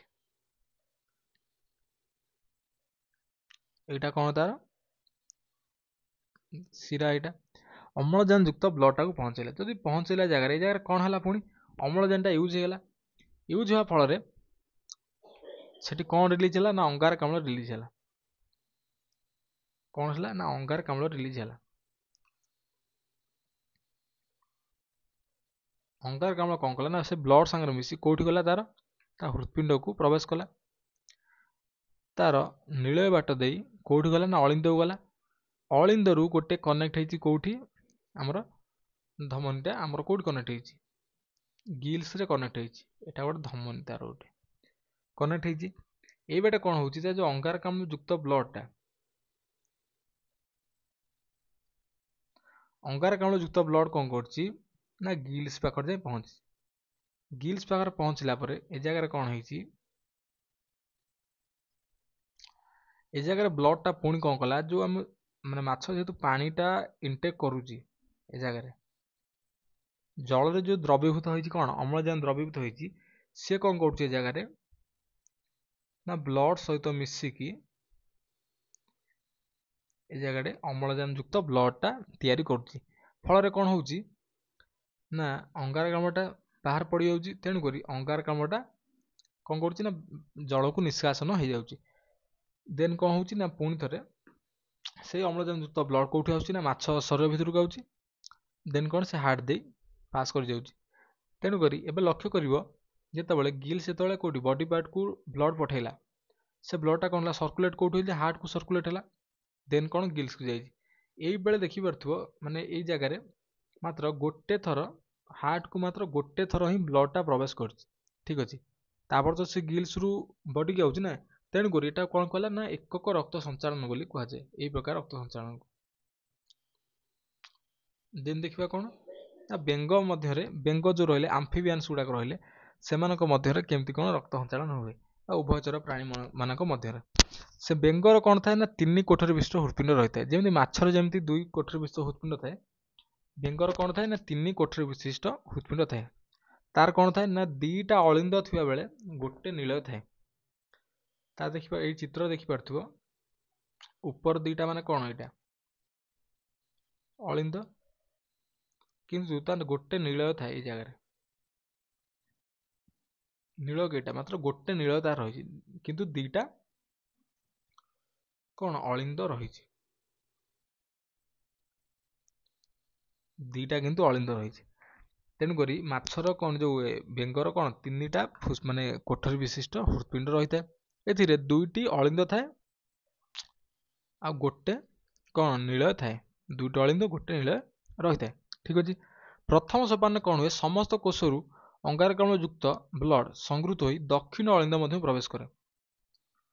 ଏଇ ଯୋଉ ବ୍ଲଡ଼ ଦେଖିପାରୁଥିବ, ତା ବ୍ଲଡ଼ଟା କ'ଣ କରେ, ଏଇଠି କ'ଣ ଥାଏ, ଆମର ଯୋଉ ଶିରା ରହିଲା, ଏଠି କ'ଣ ହୁଏ, ଅଙ୍ଗାରକାମ୍ଳ ଯୁକ୍ତ ବ୍ଲଡ଼ଟା ମାନେ କ'ଣ ପ୍ରବାହିତ ହୋଇଥାଏ। ବଡିରୁ ଯେତେବେଳେ ସେ ଅଙ୍ଗାରକାମ୍ଳ ଯୁକ୍ତ ବ୍ଲଡ଼ଟା କଲେକ୍ଟ କରି କୁଆଡ଼େ ଯିବ ନା ଦକ୍ଷିଣ ଅଳିନ୍ଦକୁ ଗଲା। ଏଇଟା ଦକ୍ଷିଣ ଅଳିନ୍ଦ, ତାର ରାଇଟ୍ ସାଇଡ୍, ଏଇଟା କି ନାହିଁ, ରାଇଟ୍ ସାଇଡ୍ ଅଳିନ୍ଦ, ଏଇଟା ରାଇଟ୍ ସାଇଡ୍ ଅଳିନ୍ଦକୁ ପ୍ରବେଶ କଲା। ପ୍ରବେଶ କରିବା ଫଳରେ କ'ଣ ହେଲା, ସେ ଜାଗାରେ କ'ଣ ହୁଏ ନା ରାଇଟ୍ ସାଇଡ୍ ଅଳିନ୍ଦଟା କୋଉଠି ପଠାଏ ସେ ବ୍ଲଡ଼କୁ ନୀଳୟ ମଧ୍ୟକୁ ପଠାଇଲା। ପଠାଇବା ଫଳରେ ପୁଣି ଥରେ କ'ଣ ହେଲା, ଏଇ ଯୋଉ ମାନେ ତାର ଯୋଉ କ'ଣ ରହିଲା, ତାର ଯୋଉ ଧମନୀ ରହିଲା, ତା ଧମନୀଟା କ'ଣ କରୁଛି, ଏଇଟା କ'ଣ ତାର ଧମନୀ ବାଟ ଦେଇ ଏଇ ଯୋଉ ତାର ନୀଳୟରୁ ଅଙ୍ଗାରକାମ୍ଳ ଯୁକ୍ତ ବ୍ଲଡ଼ଟା କୋଉଠି ଯାଇଛି ନା ବେଙ୍ଗର ଫୁସଫୁସ ମଧ୍ୟକୁ ଯାଇଛି। ଯିବା ଫଳରେ ତାର ଯୋଉ କୋଟରିକା ତା ଭିତରେ ଥିବ, ସେ କୋଟରିକାରେ ଗ୍ୟାସ୍ ଏକ୍ସଚେଞ୍ଜ ଫଳରେ ସିଏ କ'ଣ କରୁଛି, ସେ ବ୍ଲଡ଼ଟା ପୁଣି କ'ଣ କଲା, କ'ଣ ଆକ୍ୱାର କଲା ନା ଅମ୍ଳଜାନ ଆକ୍ୱାର କଲା। ଆକ୍ୱାର କରିବା ଫଳରେ ତାର ଯୋଉ ଫୁସଫୁସ ଶିରା ଯୋଉ ରହିଲା, ଏଇ ଜାଗାଟା ଫୁସଫୁସ ଶିରାଟା, ଏଇଟା ଫୁସଫୁସ ଶିରାରେ ଏଟା କ'ଣ ତାର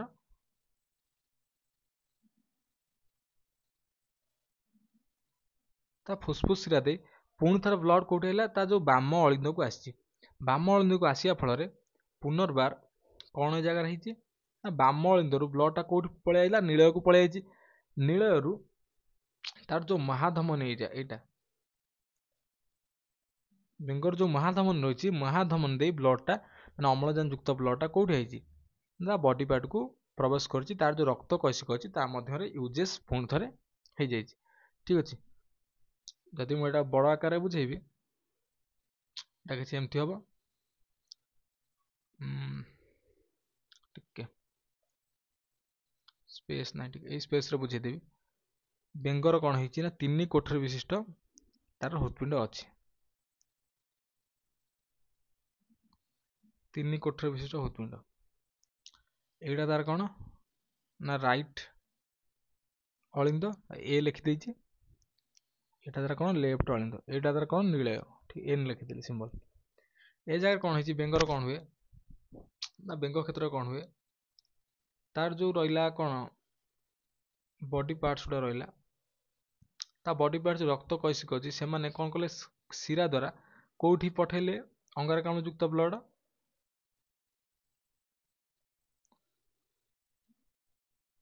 ମାନେ କୋଉଠି ପଠେଇଲେ, ରାଇଟ୍ ସାଇଡର ତାର ଯୋଉ ଅଳିନ୍ଦ ରହିଛି ସେଠି ପଠେଇଲେ। ପଠେଇବା ଫଳରେ ସେ ରାଇଟ୍ ସାଇଡ୍ ଅଳିନ୍ଦରେ କ'ଣ ହେଲା, ରାଇଟ୍ ସାଇଡ୍ ଅଳିନ୍ଦରୁ ନୀଳୟକୁ ପ୍ରବେଶ କଲା କ'ଣ ଅଙ୍ଗାରକାମ୍ଳ ଯୁକ୍ତ ବ୍ଲଡ଼। ସେଠୁ କ'ଣ ହେଇଛି, ତାର ଯୋଉ ଫୁସଫୁସ ଧମନୀ ରହିଛି, ଫୁସଫୁସ ଧମନୀରେ ଦେଇ ସେ କୋଉଠି ପହଞ୍ଚିଛି ଅଙ୍ଗାରକାମ୍ଳ ଯୁକ୍ତ ବ୍ଲଡ଼ ନା ଲଙ୍ଗସରେ ପହଞ୍ଚିଛି। ଏଠି ବି ସେ ଅଙ୍ଗାରକାମ୍ଳ ଯୁକ୍ତ ବ୍ଲଡ଼ ଅଛି। ଫୁସଫୁସ ଧମନୀ ଦେଇ କୋଉଠି ପହଞ୍ଚିଛି ନା ତାର ଲଙ୍ଗସକୁ ପହଞ୍ଚିଲା। ଲଙ୍ଗସରୁ ପୁଣି କ'ଣ ହେଇଛି ନା ତା ଲେଫ୍ଟ ସାଇଡ୍ ଅଳିନ୍ଦକୁ କ'ଣ ଫୁସଫୁସ ଶିରା ଦେଇ ଲେଫ୍ଟ ସାଇଡ୍ ଅଳିନ୍ଦକୁ କ'ଣ ପହଞ୍ଚିଛି, ଏଠି ଗ୍ୟାସ୍ ଏକ୍ସଚେଞ୍ଜ ଫଳରେ ଏଠି ବ୍ଲଡ଼ଟା କ'ଣ କରିଛି ନା ଅମ୍ଳଜାନକୁ ଆକ୍ୱାର କରିନେଇଛି। ଅମ୍ଳଜାନ ଆକ୍ୱାର କରିନେଇଛି। ଆକ୍ୱାର କରିଦେବା ଫଳରେ ଏ ଜାଗାରେ କ'ଣ ହେଇଛି ନା ଲେଫ୍ଟ ସାଇଡ୍ ଅଳିନ୍ଦକୁ ପହଞ୍ଚିଲା ପରେ ସେ କ'ଣ କରିଛି ନା ପୁଣି ଥରେ ନୀଳୟକୁ ପ୍ରବେଶ କରିଛି କ'ଣ ଅମ୍ଳଜାନ ଯୁକ୍ତ ବ୍ଲଡ଼। ଏ ଜାଗାରେ କ'ଣ ହେଇଛି ନା ଅଙ୍ଗାରକାମ୍ଳ ଯୁକ୍ତ ବ୍ଲଡ଼ ଆଉ ଅମ୍ଳଜାନ ଯୁକ୍ତ ବ୍ଲଡ଼ର ମିଶ୍ରଣ ଏ ଜାଗାରେ ହେଇଗଲା। କ'ଣ ପାଇଁ ନା ଏପଟ ପଟ ଦେଖିପାରୁଥିବ, ଯେହେତୁ ଅଙ୍ଗାରକାମ୍ଳ ଯୁକ୍ତ ବ୍ଲଡ଼ଟା କ'ଣ ରାଇଟ୍ ସାଇଡ୍ ଅଳିନ୍ଦ ଦେଇ ନୀଳୟକୁ ପ୍ରବେଶ କରିଛି, ଏପଟରେ କ'ଣ ହେଇଛି ନା ସେମିତି ଅମ୍ଳଜାନ ଯୁକ୍ତ ବ୍ଲଡ଼ଟା ସେ ନୀଳୟକୁ ପ୍ରବେଶ କରୁଛି। ଦେନ୍ କ'ଣ ହେଉଛି ନା ଏଇ ଯେଉଁ ଅମ୍ଳଜାନ ଯୁକ୍ତ ବ୍ଲଡ଼ଟା ରହିଲା ସେ କ'ଣ କରୁଛି ନା ବଡି ପାର୍ଟସକୁ ସେଇଟା ଯୋଗାଉଛି। ଠିକ୍ ଅଛି, ଏଇଟା ବୁଝିପାରିଲ।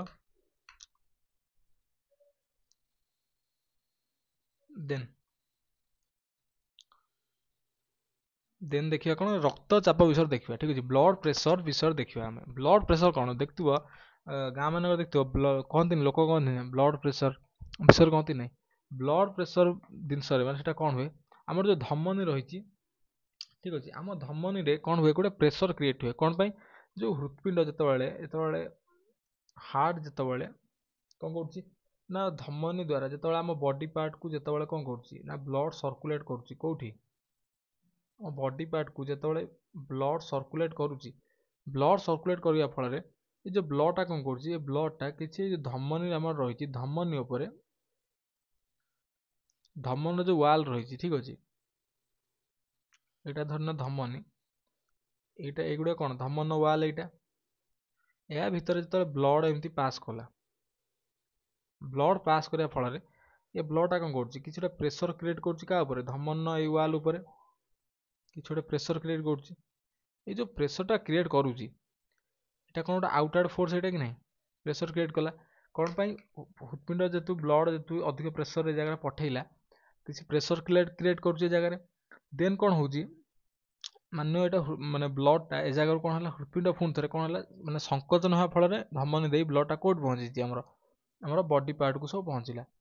ଦେନ୍ କ'ଣ ହେଲା, ହୃତ୍ପିଣ୍ଡଟା ପୁଣି ଥରେ ଫୁଲିଗଲା ଫଳରେ ମାନେ ପ୍ରସାରଣ ହେଲା, ପ୍ରସାରଣ ହେବା ଫଳରେ ଏ ବ୍ଲଡ଼ ଗୁଡ଼ିକ କ'ଣ ହେବ, ରିଟର୍ନ ହେଇଯିବ। ରିଟର୍ନ ହେବା ଫଳରେ ଏ ଜାଗାରେ କ'ଣ ହେବ, ବ୍ଲଡ଼ ଯେହେତୁ ଏ ଜାଗାରେ ରିଟର୍ନ ହେଇଯାଇଛି, ଏଇଟା କ'ଣ ଆମର ଧମନୀ, ଏ ଯେଉଁ ଧମନ ୱାଲ୍ ଗୁଡ଼ାକ, ବ୍ଲଡ଼ ତ ରିଟର୍ନ ହେଇଯିବ।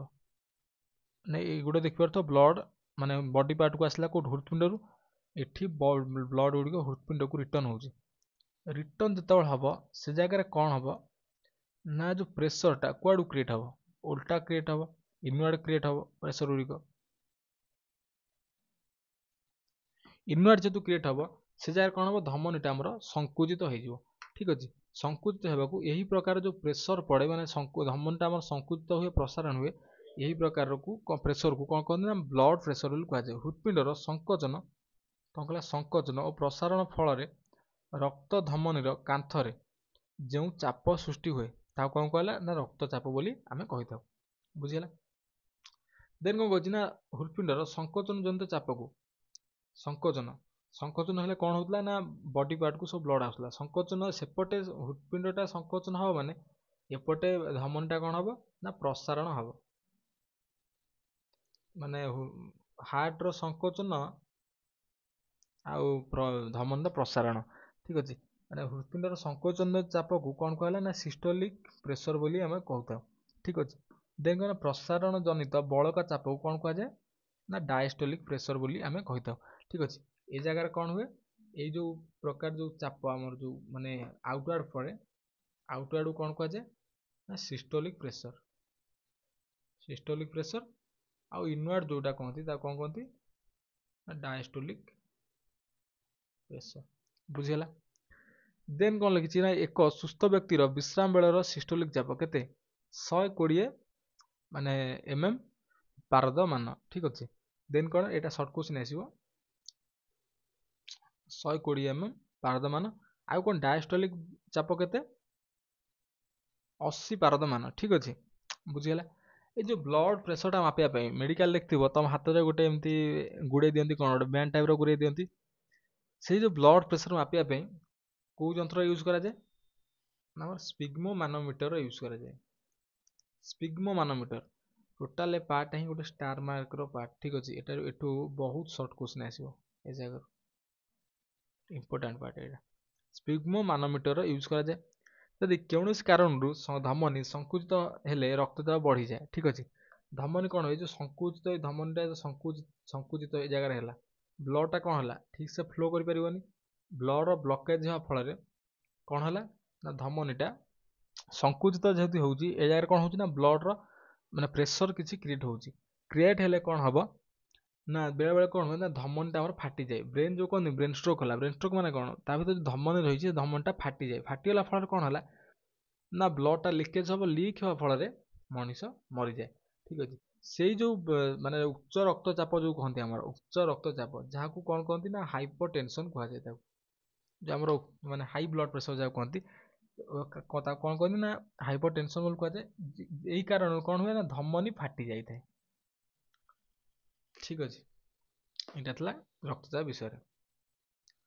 କ'ଣ ନା ରକ୍ତ ଜମାଟ ବାନ୍ଧିବା ପ୍ରକ୍ରିୟା ବିଷୟରେ ଦେଖିବା। ରକ୍ତ କେମିତି କ'ଣ ଜମାଟ ବାନ୍ଧେ ଦେଖିଥିବ। ଯେତେବେଳେ ଖଣ୍ଡିଆ ହେଇଯିବ କିଛି ସମୟ ପରେ ଲକ୍ଷ୍ୟ କରିବ ସେ ଜାଗାରେ ଥିବ ଧଳା ଧଳା କିଛି ଜେଲି ଟାଇପ୍ର କ୍ରିଏଟ୍ ହେଇଯିବ। ତାପରେ କ'ଣ ହେବ ବ୍ଲଡ଼ଟା ମାନେ ଆମର ବନ୍ଦ ହେଇଯାଏ, ବାହାରକୁ ଆସିବା। ସେଟା କ'ଣ ଆମେ କ'ଣ କହୁ ନା ବ୍ଲଡ଼ଟା ଆମର ଜମାଟ ବାନ୍ଧିଗଲା। ତାହେଲେ ସେଇଟା କ'ଣ ପାଇଁ ହୁଏ ଦେଖିବା। ବର୍ତ୍ତମାନ ଶରୀରର କୌଣସି ଅଙ୍ଗ କଟିଗଲେ ସେଥିରୁ କ'ଣ ହୁଏ ନା ରକ୍ତସ୍ରାବ ହୋଇଥାଏ।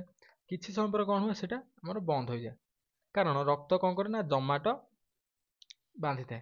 ଠିକ୍ ଅଛି, ରକ୍ତ ସେଇଟା ଆମର ଯେତେବେଳେ ଜମାଟ ବାନ୍ଧିଯାଏ ଆମର ବ୍ଲଡ଼ଟା ବାହାରକୁ ଆସିବା ବନ୍ଦ ହେଇଯାଏ। ଦେନ୍ କ'ଣ କହୁଛି ନା ପ୍ଲାଜମାରେ ଥିବା ବିଭିନ୍ନ ପ୍ରକାର ପ୍ରୋଟିନ୍ ରକ୍ତ ଜମାଟ ବାନ୍ଧିବାରେ କ'ଣ କରନ୍ତି ନା ସାହାଯ୍ୟ କରିଥାନ୍ତି।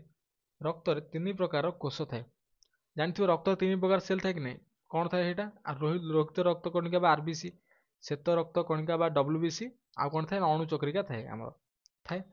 ଦେନ୍ କହୁଛି ନା ଖଣ୍ଡିଆ ହେବା ପରେ ସେ ଜାଗାରୁ କ'ଣ ହୁଏ ନା କ୍ଷତ ଟିସ୍ୟୁ ଆଉ ଭାଙ୍ଗି ଯାଇଥିବା ଅଣୁ ଚକ୍ରିକା ବାୟୁ ସଂସ୍ପର୍ଶରେ ଆସିବା ଫଳରେ କ'ଣ ହୁଏ ନା ପ୍ଲାଜମାରେ ଯେଉଁ ଇନ୍ଆକ୍ଟିଭ୍ ପ୍ରୋଟିନ୍ ଥାଏ, ପ୍ଲାଜମାରେ ଆମର ଇନ୍ଆକ୍ଟିଭ୍ ପ୍ରୋଟିନ୍ ଥାଏ। ଠିକ୍ ଅଛି, ତାକୁ କ'ଣ କୁହାଯାଏ ନା ଆମର ଯେଉଁ କ'ଣ କହନ୍ତି ଥ୍ରମ୍ବୋପ୍ଲାଷ୍ଟିନ୍ ଯେଉଁଟା କହନ୍ତି, ସେଟା କ'ଣ ହୁଏ ନା ମାନେ ସେ ଥ୍ରମ୍ବୋପ୍ଲାଷ୍ଟିନ୍ଟା କ'ଣ ହୁଏ ବାୟୁ ସଂସ୍ପର୍ଶରେ ଆସିବା ଫଳରେ ସେଟା ଆକ୍ଟିଭ୍ ହେଇଗଲା। ଆକ୍ଟିଭ୍ ହେଇଗଲା ଫଳରେ କ'ଣ ହେଲା ସେଟା ଲିପୋପ୍ରୋଟିନ୍ ତିଆରି କରେ। ବୁଝିପାରିଲ, ଲିପୋପ୍ରୋଟିନ୍ ତିଆରି କରେ।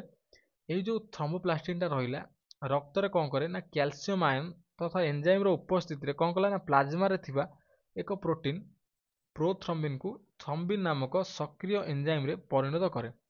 ଠିକ୍ ଅଛି।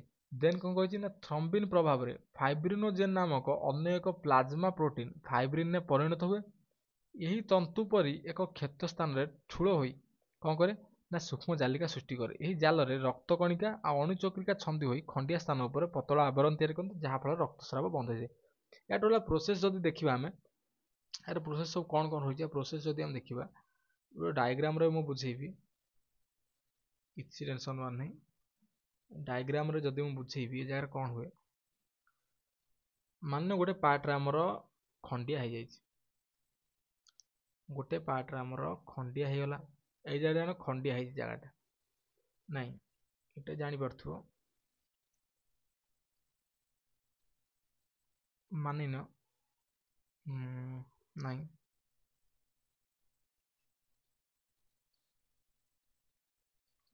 ଏ ଜାଗାରେ ଗୋଟେ ସେଲ୍ର ଷ୍ଟ୍ରକ୍ଚର, ଏ ଜାଗାରେ ଗୋଟେ ଜାଗାରେ ଏମିତି ଖଣ୍ଡିଆ ହେଇଯାଇଛି। ଖଣ୍ଡିଆ ହେଲା ଫଳରେ ଏ ଜାଗାରେ ଯେଉଁ ଟିସ୍ୟୁ ଗୁଡ଼ା ରହିଲେ ଏଗୁଡ଼ା ଖରାପ ହେଲେ କି ନାହିଁ? ଖରାପ ହେଲେ।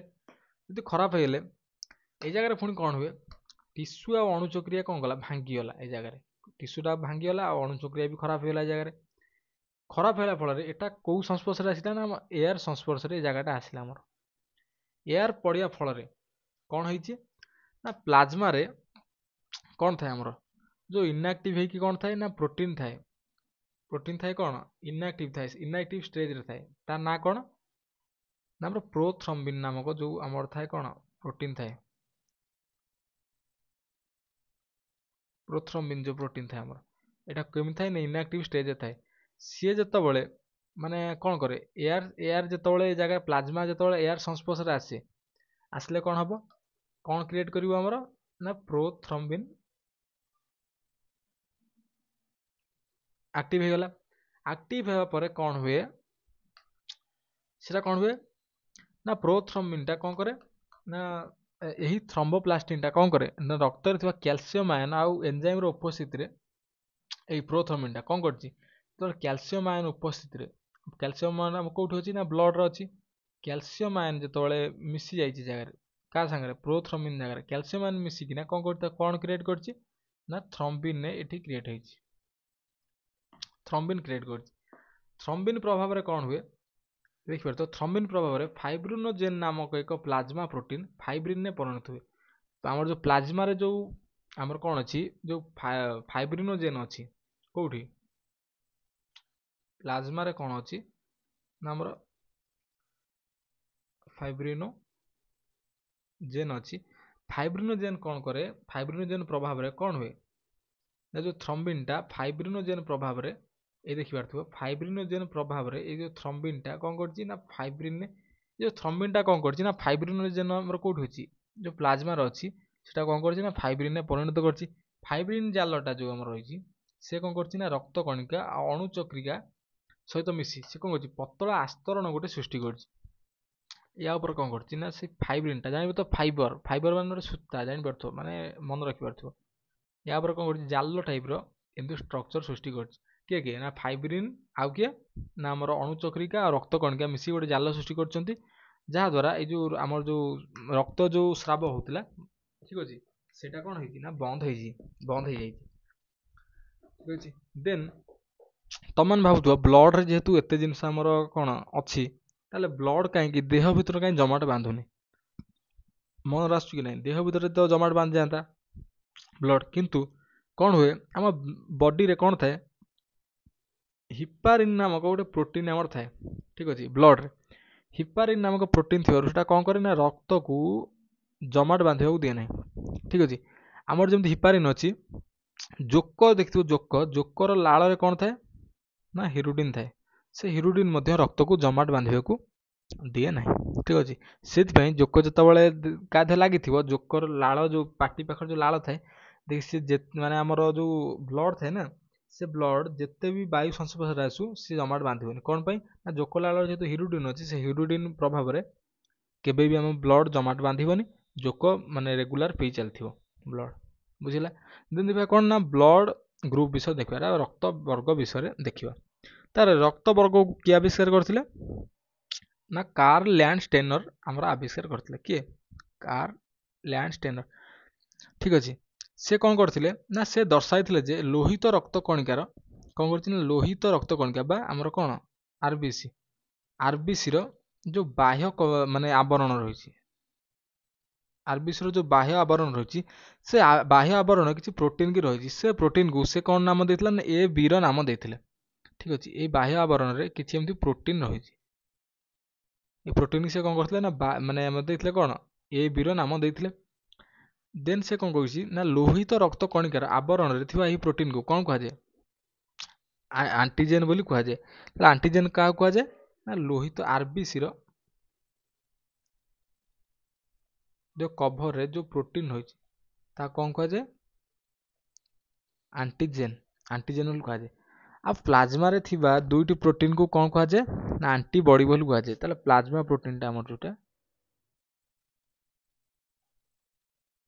प्लाज्मा प्रोटीन को कौन कहा जाए ना एंटीबॉडी